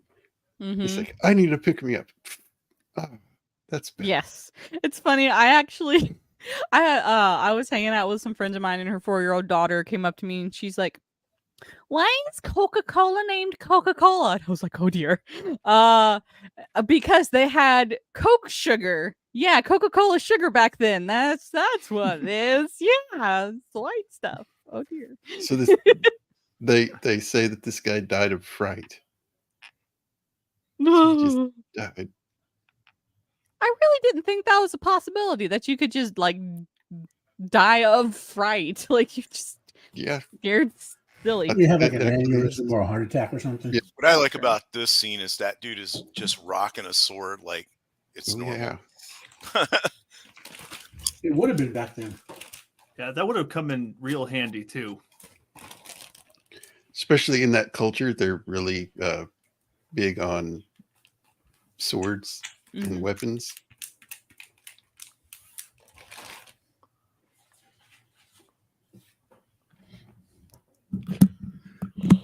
So are they all discussing? Oh, okay. So are they discussing the hieroglyphs here? Or are they Right. discussing with the condition of the girl? Well, Or do they both even care? the dead guy and the scroll. I mean, that's They're like, I think what that- happened in that's here? And they're like, I don't know. We found this, which was weird. Like, why would he kill this dude and bounce out and leave the scroll behind? I didn't understand that at all. I mean, I can't think of any other reason other than I don't know. Maybe they just wanted the characters to know who the villain was. To have, Yeah. I don't know. I Other thought, than that, I'm not sure. I always thought it was like that. He surprised him, like and he couldn't get away with the scroll. Yeah, that's you are when we really still have- close. We still have to watch Salty is the Black Lagoon, but that's not part of the this series that was made by Universal, I don't believe. Yeah, that's a nice set, Salty. I have it. So, he's like, may I have permission to kiss you, please? Yeah, look at this dude, man. She's like, Like, you're kind of cute, And but he's this like, is still creepy, but it's What? fine. What is going on in here? Like, apparently that's normal. Hey, I leave Dad, you she speaks alone ancient for Egyptian. 5 I want to minutes. marry her. Yeah, the left guy is aware of what's going on, and the dad is just like, no, I'm just proud of my son, no matter what. Like, oh, my son found a girl. I was wondering if he was gay. Good to know Oh. that this is. I feel like that, like, back in this day, though, like, if you were single and you were this age as a man, people would start questioning.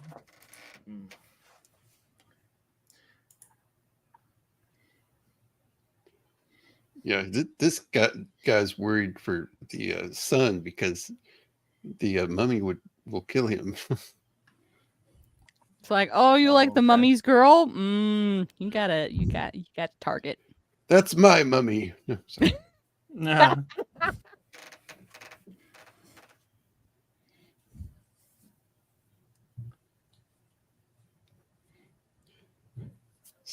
So yeah, I think this guy's blackface. I think I would agree with you. it's like this That's guy what we- immediately becomes his servant. Well, I think he's No, just he's a like, black guy. I remember your great, great, great, great, great, great, great, great, great, on and on and on. Grandfather, he was my servant, so you shall be it too. Yeah. No, My the actor servant who played him was a Bob. black guy. My servant Bob, He was New your generation ancestor. You shall serve me. Hey, I thought As that he guy did. didn't like to be touched. Right? Oh, but Like, my wait a servants, moment. oh, sure. Did the he's called the Nubian that's basically his character name. Yeah. Was that guy taller than Boris Karloff by quite a bit? I don't know. I'm looking him up. He was He's 6'2". 6'2", so okay. Man, they even slouch the same way. His stunt double. Wait, did they actually need stunt doubles here? Because No, there's I no was just stunts. kidding. Oh, okay. I was like, wait a second, there's no stunts happening. Well, maybe Boris Karloff walking on stilts could be a stunt. But Yeah. probably, yeah. Wait, I'm wearing stilts and you want me to walk down that? Stunt man. So he sees her for the first time. It's like, oh, it's you. So his name is Noble Johnson, the Nubian, and he was in The Mummy, The Most Dangerous Game, King Kong, and Son of Kong. Yep. That Most Dangerous Game movie is really good. I only read the story. I don't think I've ever seen a film of Most Dangerous Game. I think there's like 4 or 5 different versions of it. We in high school we read it and then we watched like 3 of them, and I remember that one being the best one. Oh, Yeah, so he's like, I'm here to see the professor, or whatever the guy's name is. I just like these guys when they like look at her, it's just like, wait, does she just attract everyone? Like, I mean, I see the attraction. I mean, none of them have gone home yet. This part where how close they stood to each other, and then he like moved up on her more. I was like, okay. see, like that's where I'd be like, excuse me, sir, you are in my bubble. Like, you need to remove yourself from my bubble.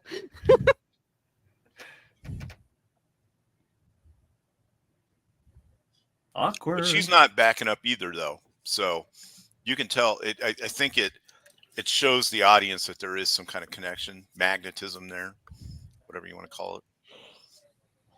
If Oh, only that's she the knew. impression. As Anaxu Naman, she was rather forward and assertive, whereas whatever she's called in the modern era, she's kind of timid. Mm. So as they're waking up the Anaxu Naman personality, she's getting more aggressive.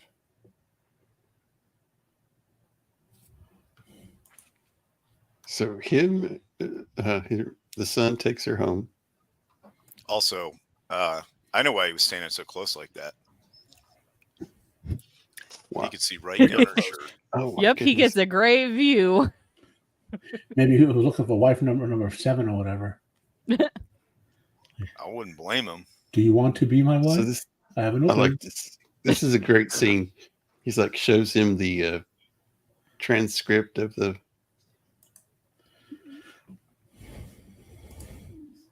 Made by that guy that laughed himself to death. Right. Mhm.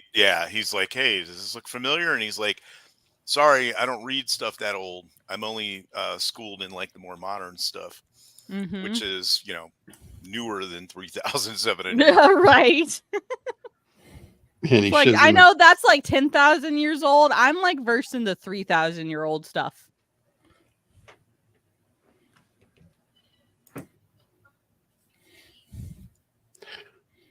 It's like, oh, that's me without moisturizer. Good times.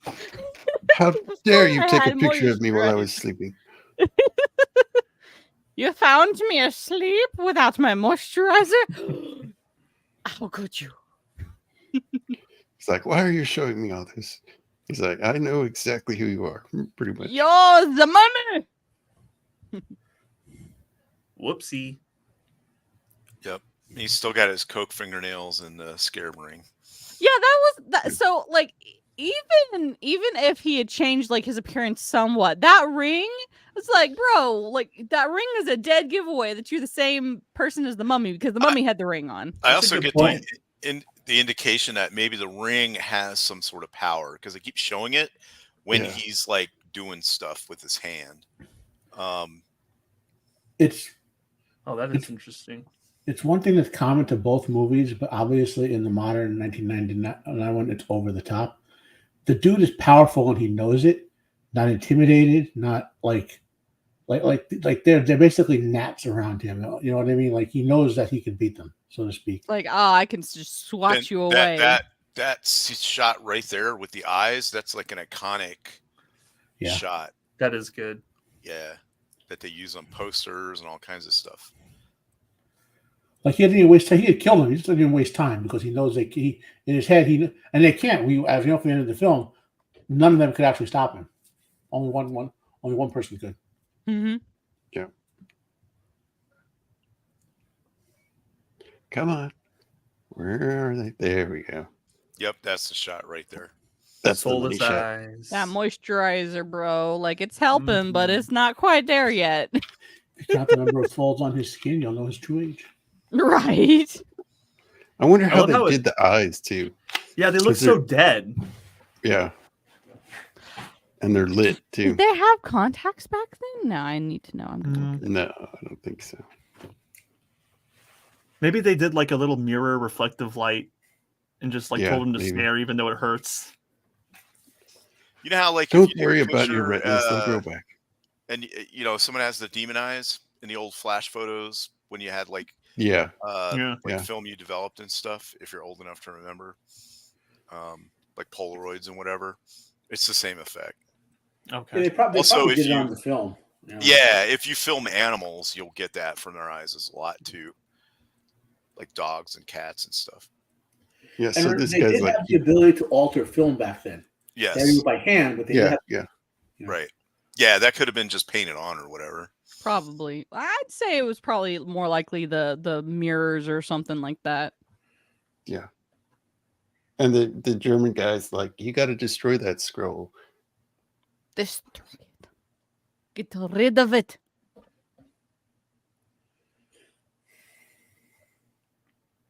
They should have told the Nubian to go away because I don't know. Well, I mean, they wouldn't have known that the Nubian has switched alliances by then. Like, What they already in this scene with the mummy, they find out that that's what's happened. Hmm. And when I was watching this, I was like, "What happened to the? Why is there a frame around this screen?" Yeah, I was like, yeah, is I was- someone recording?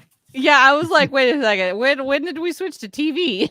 Yeah, When I saw it was like a puddle that he's looking into. It's a like scrying high pool. quality. Yeah. Scrying pool. Yeah, it's a scrying pool. Again, if you're any D&D player would be like, oh, I know exactly what this is. But see, that was a common trope in stories and stuff back then too. So anybody who was reading Conan would automatically know what this was. Yeah. You know? Or Edgar Rice Burroughs, Princess of Mars and all that kind of stuff. Yeah. Which was written in 1912, believe it or not. Wow. Yeah. Yeah, so this is where he's giving him a heart attack. Squeezing his heart. Yeah, it's very violent, long lasting. This is the big one. I mean, come Ouchie. on. Are you getting any Darth Vader vibes here? Oh yeah, like this whole time when he was like extending, I was like, did we get force powers? Is that what's happening? The ancient Egyptians had force powers. That's how they were able to move the rock. He's not doing the pinch. Well- if he was doing the pinch, yeah. But that was cool. He was holding his neck just like when someone gets force choked by Vader. That's cool. Yeah. And he just gets wrecked. And then this guy gets weak. Yeah, Like, it I takes a lot used of out of too him. much energy to choke out this insignificant little worm. So here comes the Nubian. It's like, yes, I'm serving master. Yes, master. Yeah, so he steals the scroll and then he burns some regular papers to make it look like the scroll got burnt, which is actually pretty forward thinking. It is, but also like if you know anything about the difference between papyrus and normal paper burning, you would know like there's a difference. I only know that because I like burning things. So he's gonna give the younger guy this Isis charm, and it's supposed to protect him. Yeah. So this is when he finds out his father was killed, right? Because Right. Yeah. Well, they this suspect. scene was so weird to me because I was listening to this conversation and he's like, they're like, your dad's dead and this is how he died, and of course he's mourning his dad. But then as soon as the guy mentions that the girl might like him, he completely forgets. Right? That's pretty normal stuff. That's normal behavior right there. Yeah. It's like, are you sure? my You think father's so? gone, but oh wait, this girl likes me. Yep, He's all exactly. smiling, excited. I'm like, dude. Yeah, like okay, so the girl likes him. Her father is the governor of the Sudan, so they're rich, right? So yeah, everything. Very well, yeah. It's like, hey, I know my father just passed away, but this chick is loaded. We're gonna tap that. Yep. So he tells her, "Don't go anywhere. Stay in your room." She's like, "Okay." And then, like the very next scene, she's out walking on the street. I also feel bad for the Hey, dog Teresa. in the Hey, next Miss scene. Martin. Hi, Miss Martin Muse. Yeah, like, a that cat poor kills it. dog, man. See, cats are mischievous little animals. No. It's just in the ancient Egyptian culture, cats were seen as either omens or they also served which goddess? Bast. They served? Yes. Yeah. Or Bast, an older term reference. Gee, I wonder what this guy's thinking about. So the old guy there's like did some test on it, and it's just regular news. It's Well, newspaper. he just looked Not at it. He papyrus. was able to look Yeah. at the ashes and be like, "Hey, this isn't papyrus." Right. Like if you see like English when there should be hieroglyphs, you can be like, yeah, this ain't papyrus, Yeah. man. And these guys got their gangster hats on too. Yeah. It's like they looking fly. Oh, You're gonna see that in your nightmares now. Like, oh God, he's here. it just kind of pops up out of nowhere. Right. Did you see that? That was cool. Watch the background. In The Exorcist just pops What? up. Watch the background behind him. So it is some kind of light that they're Yeah, it's gotta projecting be. into his face. They're lighting his face with. Bro, like It probably imagine having is. to It probably stare is a into like reflection. intense light for a good second to get a good shot. Like, hey, I know you're seeing spots, but you need to stare at that light a little bit more intensely. Or they could take the film in the dark, take the actual still of it, blast it with light, and then record that and just print it. Yeah. Did you just say a cancer hat? Yeah, that's the Shriners. They use a fez for their hat. Yeah, that's a Turk's cap. It's red because it's dipped in the blood of Christians. Symbolic. Yeah, it is. I mean, at one point in time, probably that was true. Yeah. So she's like, "Come on, dog." It's also like a beautiful dog. I was like trying to remember what the breed was. I was like, German Shepherd? No. The way that dog was acting, it was like literally a dog they got off the street. Kind It was not a Hey, trained can we borrow active that dog? Yep. Like, hey, sir, you look like you have a fine specimen of a dog. Does he want to be famous? Yes? Okay, let's bring him over here to the scene. We shall make him famous now. The Nubian. And they're like, "Oh, I'm sorry, we had to kill your dog for the scene. Sorry." It's like, yes, your beautiful, famous dog is now dead.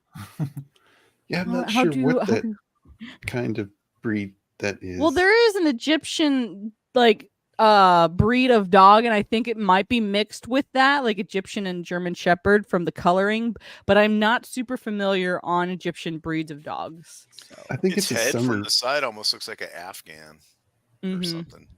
Yeah. It might just be like a German Shepherd with a summer coat. No, German No? Shepherds have a completely different head. That head is very narrow. Okay.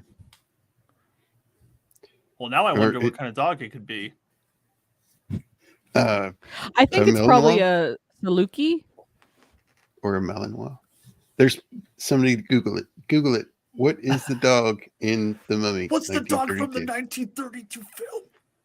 I think it's probably going to be a Saluki, but I will check. Do my research. Like, oh, it's a dog. Yeah. Dog. Yeah, and this reminded me of the commercials where the dog is afraid of the cat. You know, people's pets. Have you seen those videos? Yeah. Yeah.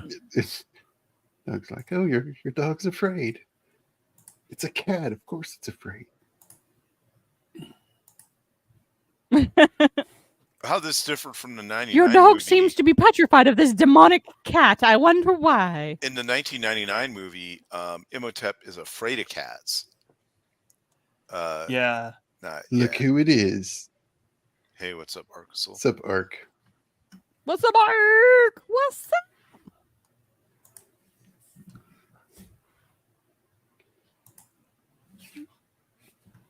Also, those little metal things on her dress, they remind me of the ones that Han Solo had on his jacket. Yeah.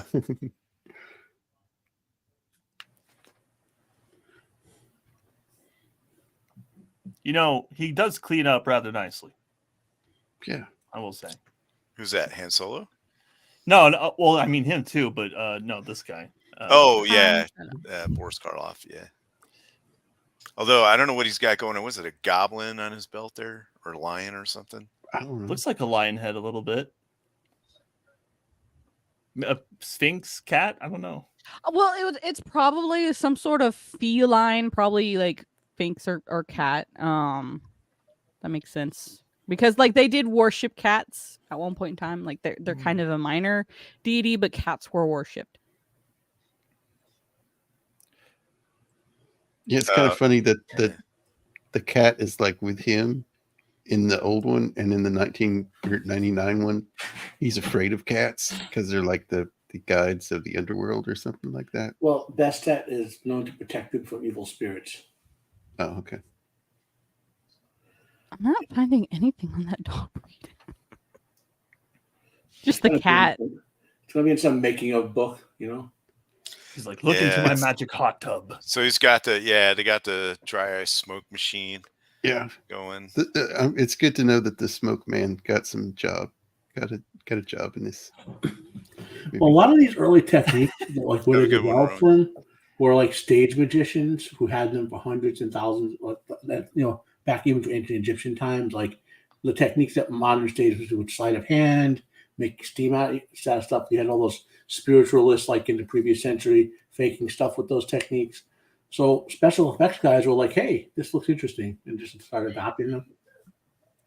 Right, and then this is what I think Dreadroberts was talking about, like how much they spent on this. You know how like well the sets looked and everything. Yeah, I was wondering Yeah. if like a lot of the budget went into this just because it does all look really good and high Mhm. production in this flashback. A lot of detail.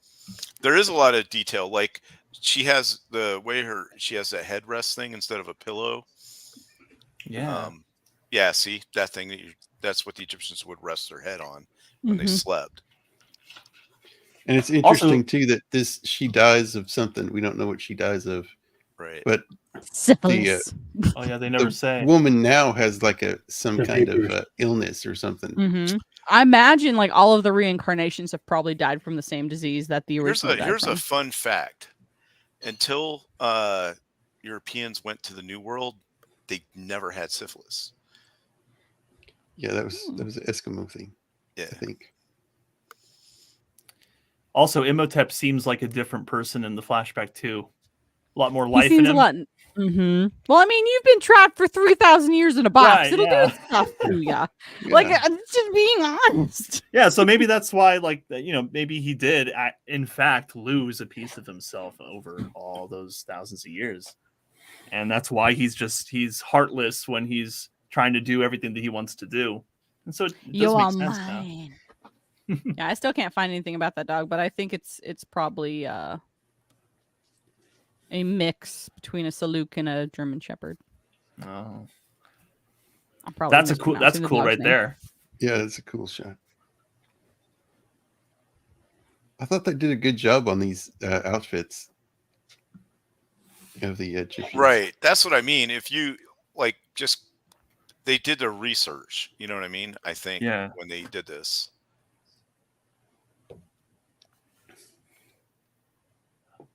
Now all they need is the map room and the staff of Ra and wait for the sunrise. Yeah. Actual leopard fur. Yep. Yeah. Yep.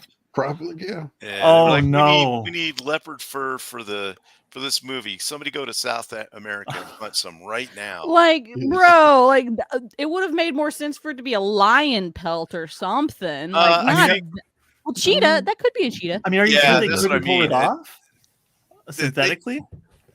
No, I don't think it's synthetic. I think that is a real cheetah pelt. Yeah, Oh, it's probably. man. I mean, it might be really old. Like they just didn't go get it. I mean, but, They with didn't a go lot to the of grocery things, store like and get the cheetah. they like just Shield- did not give a crap back then. no, like they Shieldwall didn't. said, this is before they had even the PETA. Regulations on movies. What you could and couldn't show in a movie. I mean, there were no embargo on animal This was also furs before or cheetahs were endangered. anything like that. Mm-hmm. Yeah, that's true too. Is that you could just roll into Africa and hunt whatever you wanted, probably. You wouldn't even have to. Just go to the African tribes who hunt the stuff all the time. Yeah, Yeah.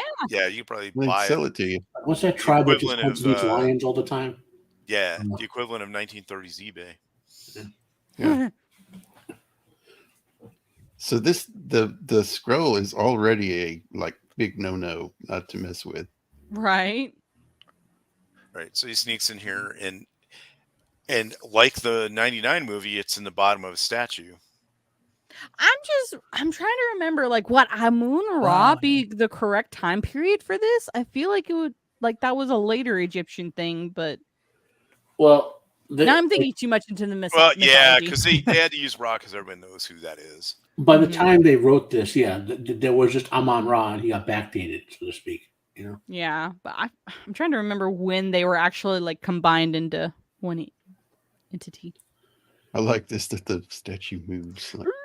Oh, He's like, Somebody never probably mind. had a string.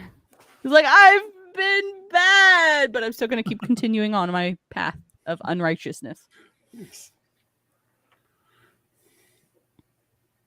So he begins the ceremony. Oh, they found him. Like, what do you think you're doing? What do you think What- you're doing? What was I found today? interesting? He's like, you caught me. I guess I'm What's the just gonna daisy? follow you I'm now. just- And Catching up on some scroll reading. Come on. Well, at that time, like if he was probably a high priest, that's the vibe I'm getting. Is he was a high level individual in this reign. There's no place he probably would have been able to go like that quickly to be able to get away from these people looking for him, especially if he's trying to revive his love. He has to go to her tomb to do the ritual. And then so he gets sentenced, right? And he just turns around and he's like, all right. And they just take him away. They don't restrain him or anything. He just kind of walks over. Well, where's he going to go? I thought they did a really good job in recreating this scene in the new movie. Right. Yeah. I agree. Yeah. Well, they would also know about his powers. So, like the modern people would have no chance with his hypnosis and all that. Whereas back, presumably, when he went to arrest him, they say, let's get another priest who can counter his super hypnosis or whatever. Yeah, because like during this, there's another high priest that has a similar like staff and robes to him, so he probably would have been on equal footing. Wonder if they drugged him up too. Why? Probably. Maybe that's why he's like acting all like delirious and stuff. Wait, that guy.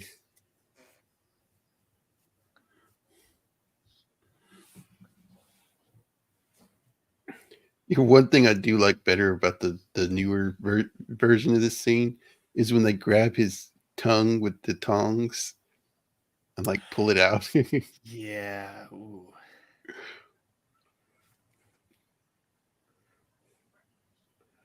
Now he is massively more powerful and immortal. We've got him. Yeah.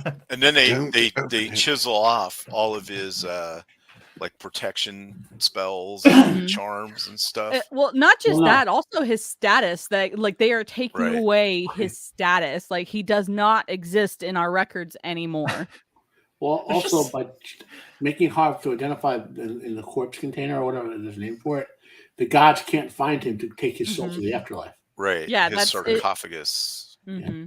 There's something so I'm sorry, I can't like 100% take the coffin face seriously. The eyebrows are a little big, and it just looks like he's.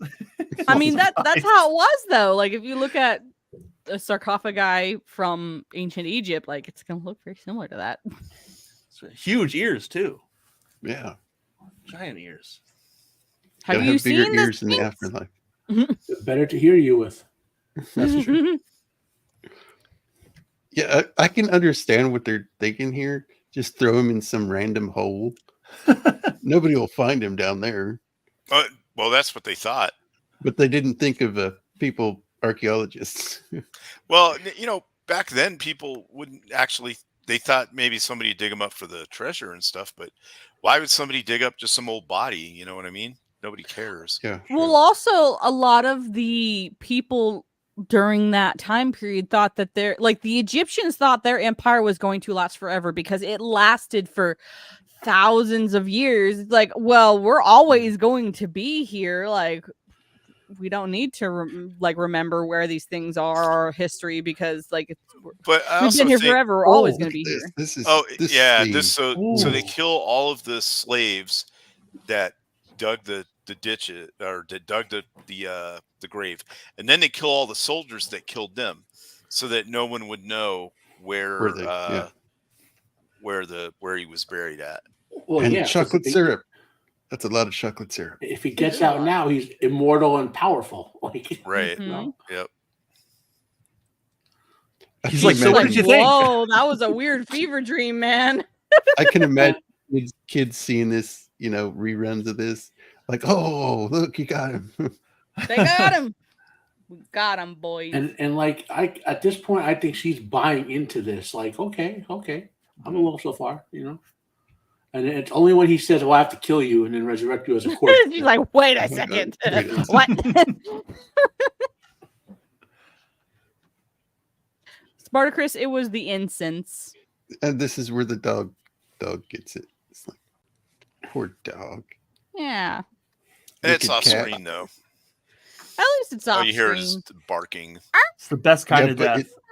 It does show it, doesn't it? It shows the dog laying on. It shows the dog laying on its side with the cat sitting on it. Does he make a yelp? Does he yelp? Oh, maybe. Yeah. I don't remember that. Maybe I just. It just barks a bunch. Yeah, that's all I remembered him barking. He's like, wait, dear, I must have you. Oh, okay, I guess I'll let you leave. That's fine. Oh, I guess that was just a image that popped in my head of the dog. Yeah, with the no, cat sitting on it. well, she explains when she gets back what happened when she looked for the dog, but it doesn't show you. She's like, "Oh no, you killed my dog." I'm surprised that was the line for her. What? For me, it would have been the scrying pool. I would have been hightailing it out. She does not walk as slow as him. Easily escape. Right? What was she thinking?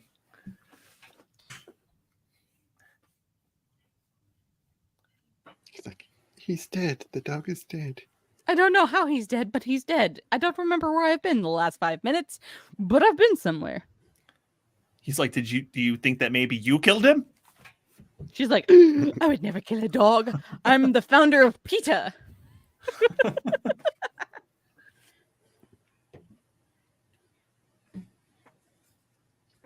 So they figure out she's under his spell, pretty much.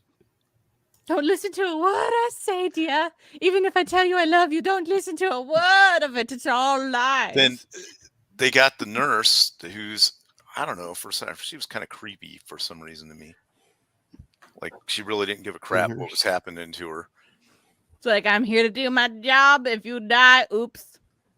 So did that guy figure it out while he was talking to her and she was kind of like entranced, and that was the moment he knew that she was being mind controlled?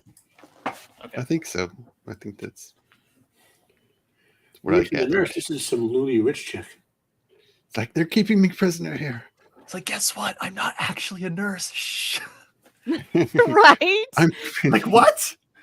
Yeah. What are you doing I thought here? this was the Reefer Madness movie. Which, by the way, came out about this time. Dang.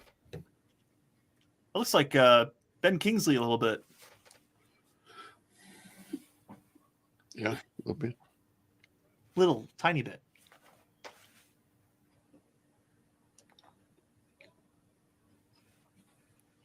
My bad. I don't Reefer remember Madness what happened the last 1938. 5 minutes. What? Is she trying to get back to him in this part? She's like, I need to get out of here. Right. And You're then holding me so the older lady who's the wife of one of these guys, she's like, I'll help you be a hoe. Basically. Oh my god. I'll help you escape these tormentors that are keeping you here against I like your that that little whatever that thing she's sitting on where you can like put your feet up and stuff. I can't remember what that thing's called. Fainting couch. Yeah, something like that. Those are, I like those. Ottoman. Yeah. Lucky.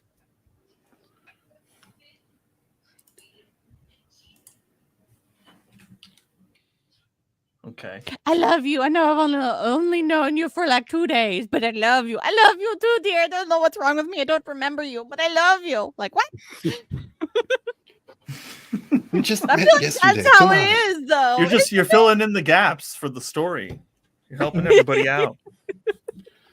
Yeah, that part was a little like, I mean, I know that they moved kind of fast with those kinds of things back then, but Y'all, you have pretty hair. I'm going to marry you. What? What? I know I have escaped to see another man, but I love you. What?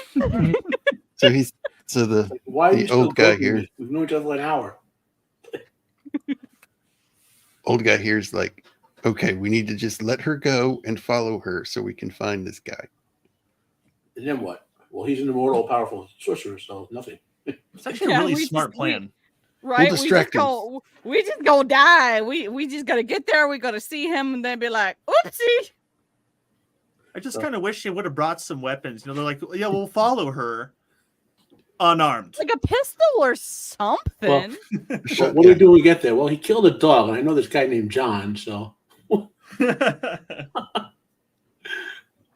know a guy. You know a guy. So he takes off his thing that's supposed to protect him. Puts it on her door. Hangs on the door. Why didn't he just sit next to her? Like, He knew the moment he took that thing off, he was going to be a target. And then he's just like as far away from it as he can get. Darn. It's like, you have failed me for the last time. Sorry. And the cat's just looking on like, yes, master, yes. Do it. Yeah, that cat looks menacing. Yeah, it's really the cat doing it. Yeah. Actually, that'd be a Cats are all really evil. They're mind control parasites. I love my cat. Even though I know he's going to kill me one of these days. But of course, the mummy sucks Yeah. at giving people heart attacks. He just doesn't have that grip like last Well, time. he grabs the ISIS ISIS charm, and I think that right at the end that kind of saved him.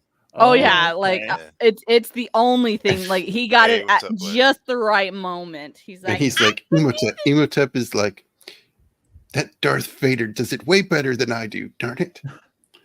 This is a nifty bit of foreshadowing, though. Yeah. That's It true. is. That's a good point. Yeah. I'm angry. I want the lady. And she's just like, la-di-da-di-da. I'm just going to walk out of my robes. I Like, think she's actually spent more time with Imhotep than with that dude. yes, she Yeah. has. She spent more time with him than Frank, right? That's his name. I forget So- his name. How Yeah, many it's like people have died in this? The guy Who? at the beginning, the father, and Three. the two The guards. dog. 4, The dog. 5. Imhotep. 5 people. Oh yeah, Imhotep. Well, he's technically She got a already body dead, count, right? bruh. Technically, he was the first one who died in this. Right. Yep. Yes, Oh no, I know she was. Oh, the here we first one. go. Yeah. Just look at what she is wearing. I was Bro. flabbergasted that this was in a 1933 movie. Yeah. Wow. I Look mean, at those curls. it's pretty accurate to what she would have, like, I mean, it looks amazing on her, but I was she's still, like, what I am was I like, doing wow. here? Yeah. Oh, I haven't seen you in Also, the thing on her head, 3,700 years. it's supposed to be like a cobra and whatever, but with the way it is, it looks like a turkey. I thought the Yeah. same thing. Her But this- bangs this- kind of look what like she's- sixes. Yeah. Yes, they do. What she's wearing here is what people are wearing on the red carpet today. I know. Right? Also, the way yeah. her hair is, I thought that might have been a little bit more Greek inspired. Yes, that's very Yeah. Greek. It's Yeah. Egyptian. No. Yeah, her dress got is a bit wings. off. She's supposed to be a high priestess of Isis. Supposed to have a throne on her helm. Mm-hmm. A what on her hat? A throne. Oh, I thought you said a toad. I was like, why would she have a toad on her? A throne. Okay. Yeah. See, now this is supposed to be her face. Oh, the eyes Like, look a little oh, bit I'm seeing my dead spread body. apart. Yeah. I mean, like I said, they tried to get as close as they possibly could to the like the likeness. They didn't always succeed very well. But if you see like Egyptian sarcophagi, it kind of looks like that. Mhm. You know. Yeah. You can only do so much. Right. You're right. I think I've been a little bit too rough on these people, trying to put a sarcophagus together. I love how he's just like bink, bink. Oh, glass is broken. I couldn't imagine like being her. I've just woken up from a 3,000 year something nap. Oh, And what is this? She's all in on this. She's still all in on this until he's about to tell her, I have to kill you and resurrect you. Right. I'm just gonna Wow. slightly kill you for just a second, and then bring you back. Yeah. As an You're undead only, zombie. you'll only Right. be slightly dead. Okay. You'll only be dead for 5 seconds. It's fine. Mostly. You can deal with Just it. mostly dead. Well, but I think if she would have come back alive as a zombie like him, she's still okay. Well, that's fine. Let's do this. Oh yeah, definitely. She would have been fine with Yeah. it. I still don't understand like why in the beginning she's like, I can't, or Hey. she like is near him, but then later she's like, I can't touch you. I'm a virgin. I'm a priestess, but I'm in love with you. Like, bro, we know y'all were banging. Like, come on, like, Oh. come on. Hey, I can imagine going, Imhotep, I got a maybe better idea. Could you make my body immortal? And when this guy who thinks he loves me comes along, maybe you steal his body? Right? What are they making there? What are they making? He's making an embalming fluid or something, Oh. Yeah. which, by the way, is not how they did it. Correct. They buried you in like a whole bunch of salt and stuff. Mm-hmm. It's days and days. They Perfume. dehydrate you. Yeah, it and- took like 70 days or something. Yeah. Yeah, it was a whole process because even in between the linen, they would put like different perfumes and different plants that were supposed to help like make you smell better than what you were going to be smelling And like as some a of the rotting mummies corpse. also had like they brushed on like this almost like a lacquer kind of thing, Yes. so that it would harden and it would be like a black. As it aged, it would be like a black like shell around. Because it. it looked like he was like mixing chocolate, kind of like Willy Wonka. Mm-hmm. Yeah. So this is when she finds out he's undead. And she can't touch him. Yeah. And she's like, "You're going to do that to me?" It's like, yes. She's like, I'm a high priestess. I can't be sure. I've been telling you that the whole time, lady. Come on. That's why you Also- smell musty. Also, like, bro, she's been dead almost 4,000 years. Like, how does she think he's still here? Then she's got me like the only two guys who like me are total jerks. Right? One of them's dead, and the other one's An probably idiot. dead. I got a dead guy and an idiot who want me. But also, she's not very intelligent. Oh, dang. He's manhandling her. Yeah, because she doesn't want to die, so he's like, "Come on!" It's like, yes, you do. And then he puts her. Imhotep gets her under a spell, so she goes willingly after that. Which, like, bro, I know you've been waiting 4,000 years for this lady to come to you, See, but and like, this she's is why like, I think the ring has powers because Well, it probably has something. He's using the ring to project the power. He's a sorcerer. Like he's not just Yeah.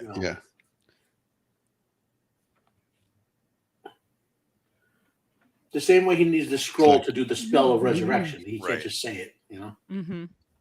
Like, I died. I didn't die? Oh, crap. She's gone. And how did they get to the it must just be like across the street. It's got to be pretty close by. There's no way they would have made it in time. I do like how the sacrificial knife is like a flint, made out of stone or whatever. Yeah, like it would hurt if you got stabbed with it. But really hurt. You know what I mean? Like super ancient magic, like way back. Mm-hmm. Oh, okay. It's like, now I shall rip out your heart. Oh, wrong franchise. Oops. Well, he doesn't need to mummify her; he just needs her dead. That's true.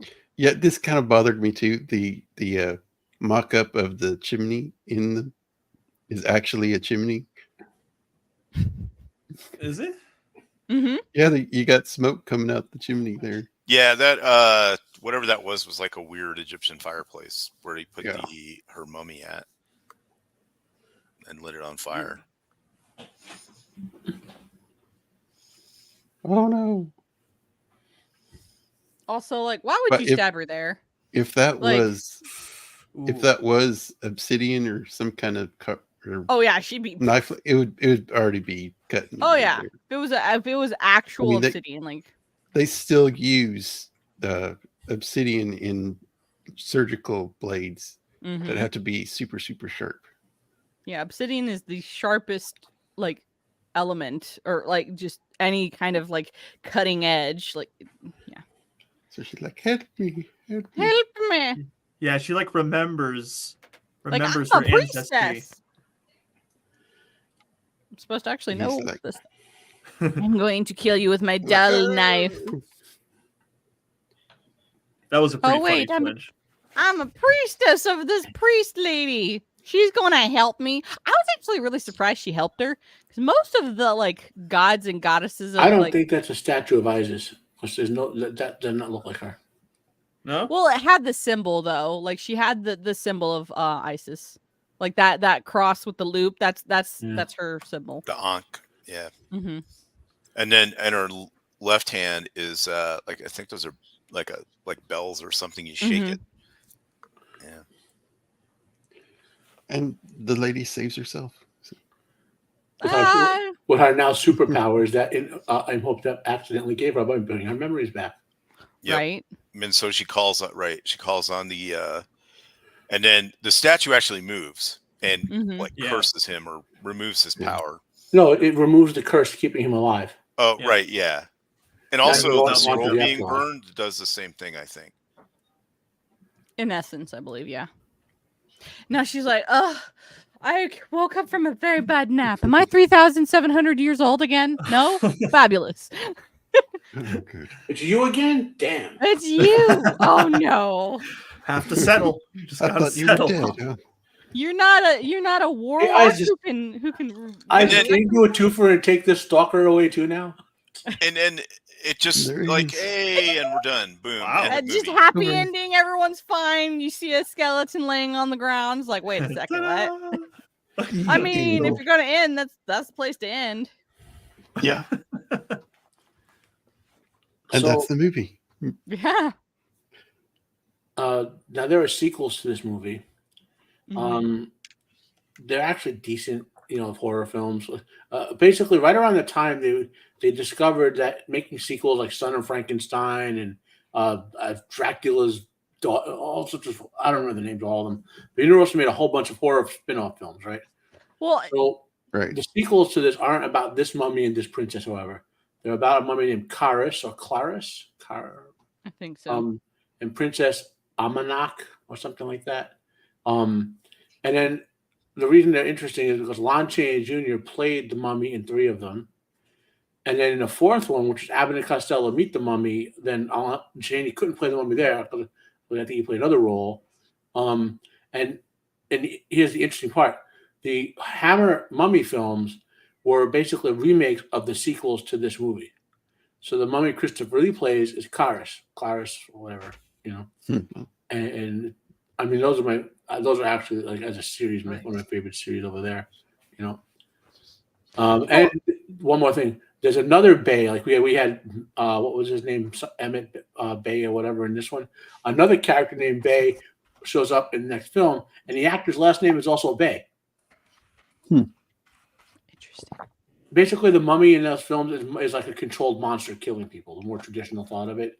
Right. Somebody uses the scroll to control him. Mm-hmm. No, they have these tea leaves or something that he's immortal as long as he gets the tea leaves every month, but he's still mummified, and whoever gives him the tea leaves, he has to obey them.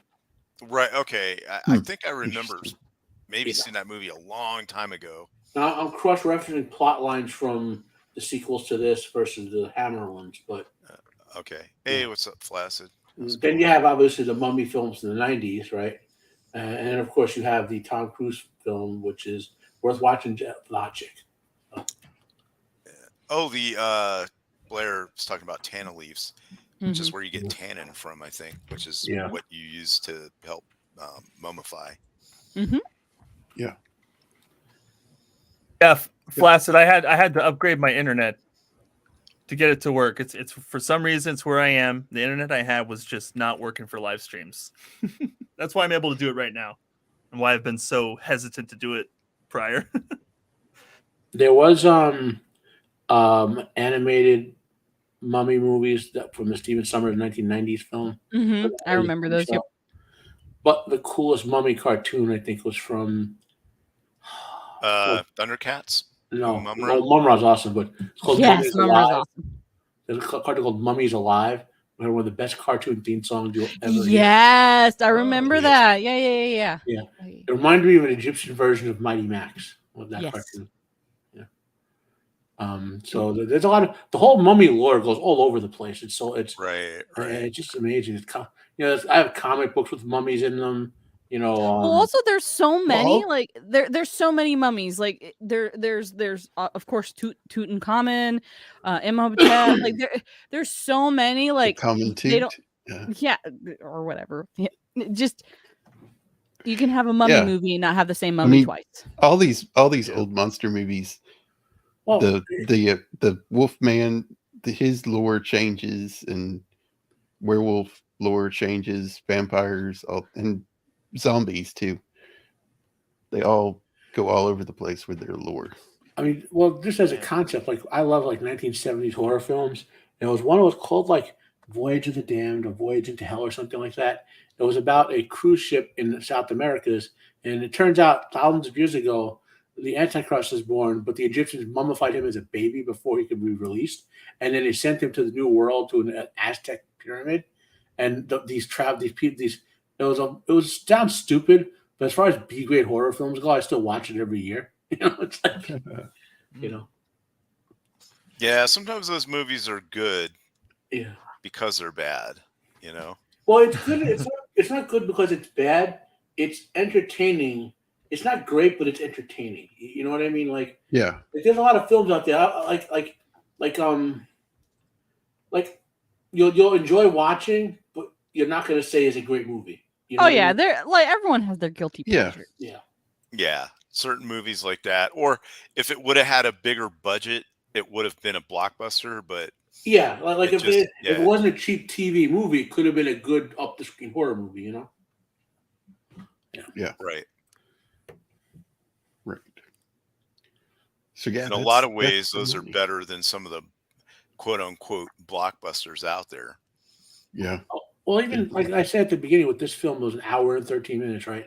Now, I love John Wick film movies, but the third and fourth movie were twice as long as they should have been. They Exactly. broke them up into 2 half movies or whatever. And Yep. I still like them though. No, I still love them. I'm not saying I don't, but I would prefer if they had broken them in half and released 4 movies that were an hour and a half instead of. I only really like the Mm. first one. That's it. Yeah. I'm right there with you. Are you the Shield Fail Dragons now? Did you just change your name?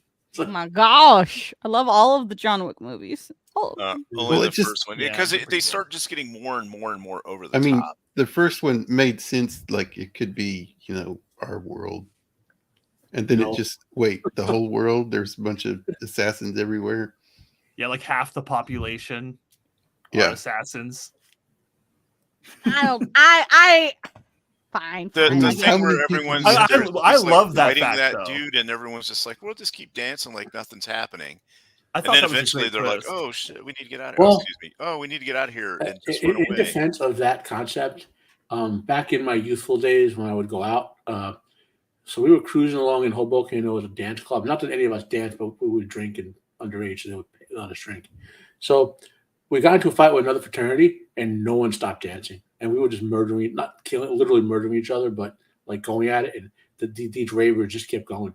Like there was no. I mean, like it's not that like difficult to believe. That's like, oh, that's none of my business. I'm not going to pay attention to it. Like especially in Yeah. big cities. I Yeah, don't know. and then- It just felt weird to me. The third Um, one, he gets thrown off the building. It's like, Yeah. it's the Matrix. We're in the Matrix. It's another version of the Matrix. Yeah, Well, it was just a that's lot what of it that was like. kind of stuff. It was like the I Mad know, Max films, where they it's- were just legends about a character. That's why I was thinking of it. Yeah. I'm always gonna love all of the John Wick movies, even with their faults. They're fun. Look, we're all going to go see John Wick 5. when It was comes fine. out. It was You know. just Yes. it was way too long. They could have cut an hour out of that movie. They could Problem. have absolutely. John Wick 5. But they I'm kill, like, glad this they kid's didn't. Dog, you know. Yeah. But yeah, The Mummy. this is The a good Mummy. movie. I recommend it. For me, it's good enough that I'd watch it again. I mean, maybe not right away, but maybe another year or two I'd watch it. That's kind of like my standard for rating a movie. Yeah, you can give it the 1 through 10 or whatever, but do I want to see it again? Is it good enough to rewatch? Would I recommend it for other people to watch? That kind of thing. So, but yeah, this is up there. I put this above The Wolfman and The Invisible Man. I just enjoyed it more. Yeah. But the other two are still good. So, I kind of put it between the two, between Wolfman and which one did you like better? Invisible Invisible Man? Man. Yeah. Okay. Yeah, they're all still good. I'd still watch them again. I think for me, I would have to rewatch The Wolfman, Invisible Man, because those are movies I watched as a kid, and I do not remember them at all. But I did enjoy the movie watching it, but I think I'd have to say that watching it once is probably good enough. In fact, I'd say I probably had more fun talking about it with you guys than actually watching it. Yeah. It takes a lot for me to be able to rewatch or reread anything. I'm more of those one and done kind of, like, if it's really good, like very rarely will I reread something. Like I reread Chronicles of Narnia, Lord of the Rings, like stuff like that, classics. But would I rewatch or reread something, like, it doesn't mean I don't like it. It just means, like, I just don't like rewatching the same thing when there's so many other things. Right. But that's the highest about praise John I Wick, give though? a movie. I will rewatch John Wick. Is if I want to rewatch it. That means that I really liked it. Yeah. Now, like I said, there are some movies that I saw once and I'm like, and I don't care if I ever see it again. And there are the ones that were good, like this Mummy movie. It was good, but I don't need to see it for another couple of years. You know what I mean? Just kind of refresh my memory or whatever. Yeah. But there are other movies that I will, if it's on TV or whatever, I will watch it while it's on. Same with like Star Trek. If I see like an episode, I'll just stop what I'm doing and watch it. Unless it's like a really bad one, but they're, aren't too many out there. I mean, if it's this new Trek stuff, then no. But I'm talking about, like, original stuff or DS9. TNG, Yeah. Deep Space Nine. I'll watch those because those are so good. And here's the other thing. You watch a modern movie. I'm talking modern, like Ghostbusters 2016 onward. And then you watch something old like this, or you go and you watch a TV show from the 90s and you just you thought then it was just like an okay TV show. Now you look at the quality of the writing. Yes, it's literally a masterpiece compared to the garbage that they're putting out now. Which is sad. Yeah. Like, things that were like B, C tier like 10 years ago are now considered A tier simply because everything else is just dog crap. Well, but you look at the quality of the acting, the quality of the story, how deep it goes, what they're talking about is so much better than what we're getting now. And we're headed for idiocracy. That is interesting, because I think people back then had a lot more to talk about too, a lot more personal. Everything is a lot more digitized these days, and different kinds of conversations happened back then. Maybe people just seemed a lot more educated in film, and the conversations they've had more meaning. Is that we said this a lot, and I mean, this might be anecdotal, but it seemed that the writers of these shows were older and they had done more stuff, like and gone places, and to think of how much changed back then too. I mean, it changed quick back then. So they had a wide memory to pull from, Yeah. So you had conversations with people face to face instead of with a phone or even groups of people today will sit around with their phone, looking at their phone instead of talking with the people sitting by them. So, right. Sure. I mean, on one hand, you have so much information available now. Like, if we were sitting around talking about this movie 20 years ago, we wouldn't have been able to look up who Zeta Johann was, anything about that dog. How much money it made, none of that stuff. We just been like, I don't know. What's this mean? I don't know. And just have to guess. Well, they didn't have these things called trade magazine or something. Yeah. You would have had to look at a trade magazine about the movie, specifically go hunt it down. Starlog. Right. Yeah. You could get the info, right? Just, it would take a lot more work. You'd have to go to the library and look up an old copy of a magazine or something. And now you can just get it, and you can watch streams about people talking about it, like we're doing right now. Yeah, exactly. Yep. I just wanted to talk about this real quick, and we'll close out. But the thing is, back in this time period, from probably this time period to the 60s, they were pumping out movies. I mean, tons of movies, and they were good movies. Now there's no substance to them. They're just pumping out content. Well, there's 50 times as many nowadays. The analogy I always like to say is back when the NFL had 8 or 12 teams, you had 50 all-stars in every team. Now you have 32 teams or whatever there are, and you're lucky if you have 5 or 10 all-stars on the team. It's there's so much content being put out. Like Mando, when we looked at Rings of Power and the writers on that thing, they had written nothing. Yeah, Nothing. that was their first major thing they wrote. And in your Amazon, you're throwing, what did they throw, $100 million net? What, some ridiculous number at it? At least. And you think they would hire the best TV writers there are? Yeah. Well, why do you suppose they didn't do that? Because there's so much that goes. Okay, so in order to get that money, they have to get it from people that put stipulations on getting the money.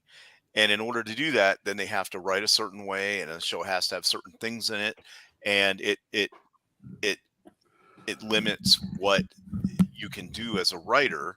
And you got so many, these writer rooms are so bloated. They got 20, 30 people in there all writing.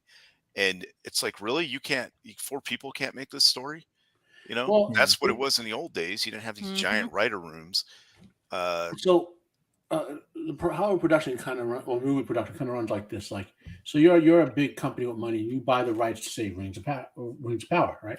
And you say, okay, everyone who wants to be the showrunner for this, submit a workup for me. And schedule time to do your presentation. So they do that for a year or whatever, and they pick the 2 guys they pick.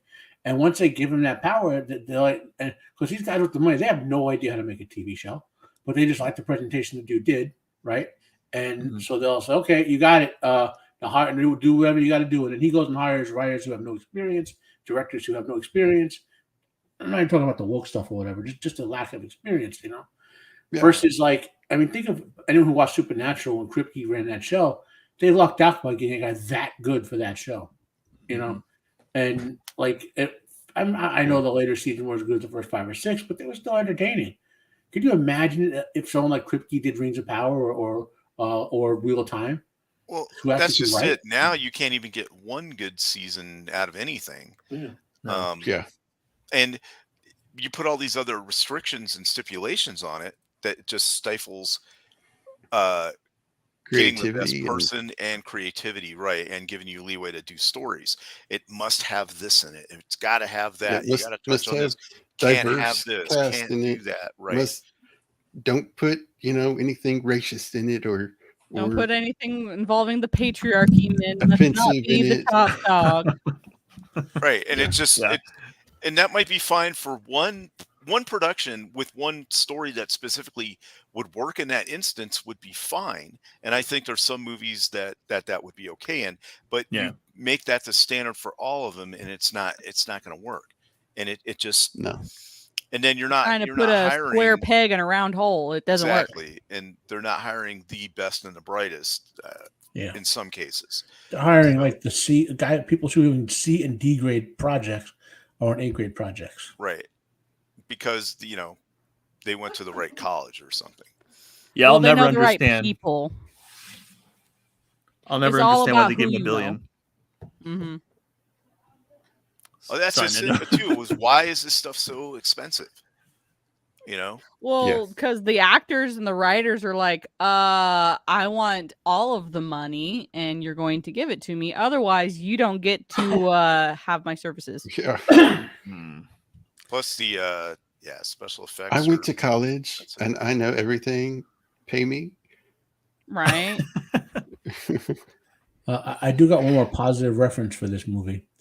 So my all-time favorite Doctor Who episode is called Pyramids of Mars, and it's heavily influenced by both the story and the look of this film. Cool. I remember that. What year did that one come out? 75, maybe. Yeah. Okay. Dang. It was a Tom Baker episode. Tom Baker and Sarah. Yeah. Talk about a show that had good writing and they did a lot with nothing. Yeah. True. Yep. Yeah. Well, guys, that was a great show. Yeah. Well, anybody need to shout out anything or plug anything? Let's see. On Thursday, I will be on Rome of the Empire's channel at 5 Pacific, and we will be talking about our 3 favorite horror films. Oh my God. I just remembered I have at least 20 ace bandages in my cabinet. I could have wrapped myself up. Oh, you could have been Oh, among. Yeah. man. Well, next time. I'm sure you'll find a use for them. Thank you. And then I'll be on next week with Jacob. I can't remember what we're doing. Frankenstein. Frankenstein. That's it. Shrinkenstein or Frankenstein? Frankenstein. I never heard that other one. Yeah, I was like, that's what I heard. Shrinkenstein. Yeah, Shrinkenstein. It's a different kind of movie. Anyway, so yeah, it was great being on here. Thanks to the chat. Thanks to everybody. And yeah, see you next week. Cool. Mando. I will also be on that panel this Thursday with Roman of the Empire talking about our favorite horror movies. Let's see. And I probably, hopefully, if everything goes well and I haven't forgotten like 15 things that I'm probably supposed to be doing this Saturday, I will do Literary Souls. Last week I had to cancel, unfortunately, because I forgot that I had scheduled something on that Saturday. I'm like, yes, I can do the thing. Oh, wait. I should have checked my schedule. Oops. Yeah, I'm really bad about that too. Yeah. And then I'll be back here next week, right, Jacob, for the Frankenstein? Yep. Cool. Yeah, and then I'll have like my Monday kick stream playing some Dungeons and Dragons, and you'll probably see me somewhere else on the big wide internet. Oh man, awesome. Cool. Matt, what do you got coming? I also in Triple will be on Roman's show on Thursday. What else? Over on the Questioners, which is a spinoff of White Cloaks, we're doing our currently our analysis / commentary on Brandon Sanderson's breakdown / how do I put it? He finally let loose on how bad the Wheel of Time TV show was, and what we call the show friends, which is like dark friends. They're going after him on the internet now and Twitter, and you know. So we'll do our analysis of his breakdown of that on the Questioners. I'll have my video out for the episode 8 of Wheel of Prime sometime soon. I hope I can stomach going through it to do the little review I do on it. Wheel of Crime. That's a good. Yeah. I thought he said Wheel of Prime for a second. He did. Yeah, that's Oh, what no, they're okay. called- that's what Not- they're calling the show. We don't call it Wheel of Time Yeah. because that's not Wheel of Time. Just like I don't call Yeah. Rings of Power Rings of like Yeah, I don't call it. That's what it is. Absolutely. Yeah, it's all Rings of Prime and Yeah. Wheel of Prime. Yeah. So once the bad Wheel of Prime is out of the way, I'll be back to my book reviews of Wheel of Time. So once I purge the negative, gotta. Yeah. Yeah. Yeah. What I else feel is about going Ahsoka. on? Oh, Jacob, next week, Frankenstein. Yep. I'm actually going to reread the book. I haven't read it since I was like 15. So Cool. it's a short book. It's like 120 pages or whatever. Yeah. It was really cool on novella nowadays, Yeah. I And, need to read that too. I haven't read that. yeah. And then there's a whole bunch of Frankenstein. Just like all these mummy spin-offs and whatever. A whole bunch of Frankenstein ones Yep. through the decades. Yeah. Yep. And I should also find their way to Christopher Lee and all that. And it's like, what else? Oh, do we have something else, Jacob? I'll tell you. Post Halloween, we're doing Dracula. Pre-Halloween. So this week is horror movies, and next week is Army of Darkness. Yeah. Yeah. I'm I'm Yeah, gonna next be on week. that one because Yeah. that's such a good movie. Oh man. Dreadroberts. Oh, sorry. Go ahead, Matt. And I think that there's so much stuff. I have to have a calendar to track it all now. I can't even keep it in my head anymore. I'm done now. Okay. Dreadroberts. What do you got, man?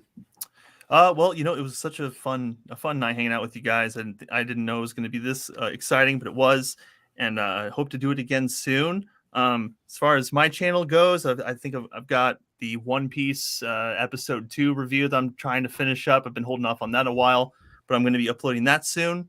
And then I'll be reviewing the next episode of Loki that comes out against my will, which will be a lot of fun.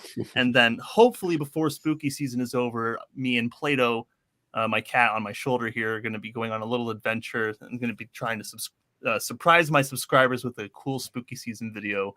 So that'll be a lot of fun too. And that's what I've got going on. Cool. Awesome. Awesome.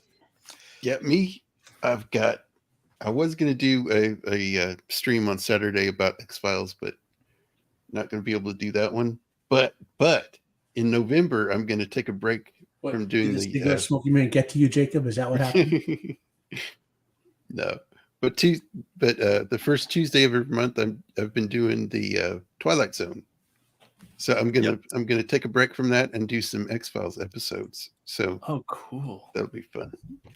And then next week I've got Frankenstein and Mando, Shieldwall, Matt, Gord King, and Roman will be on that one. That'll be fun. Awesome. And and I will also be on Roman's show this Tuesday. So that's, really? Okay, that's what awesome. I got coming. Yeah. Nice. Get your 3 picks. We just jump around from channels to channel. Yeah. Absolutely. Take turns. Lots of fun. Well, guys, it's been a great review of this movie. And thanks to the chat for hanging out with us. And thanks for new people that have shown up in the chat. And we'll see y'all next week. Everybody have a good week. Yep. Hallelujah. Later.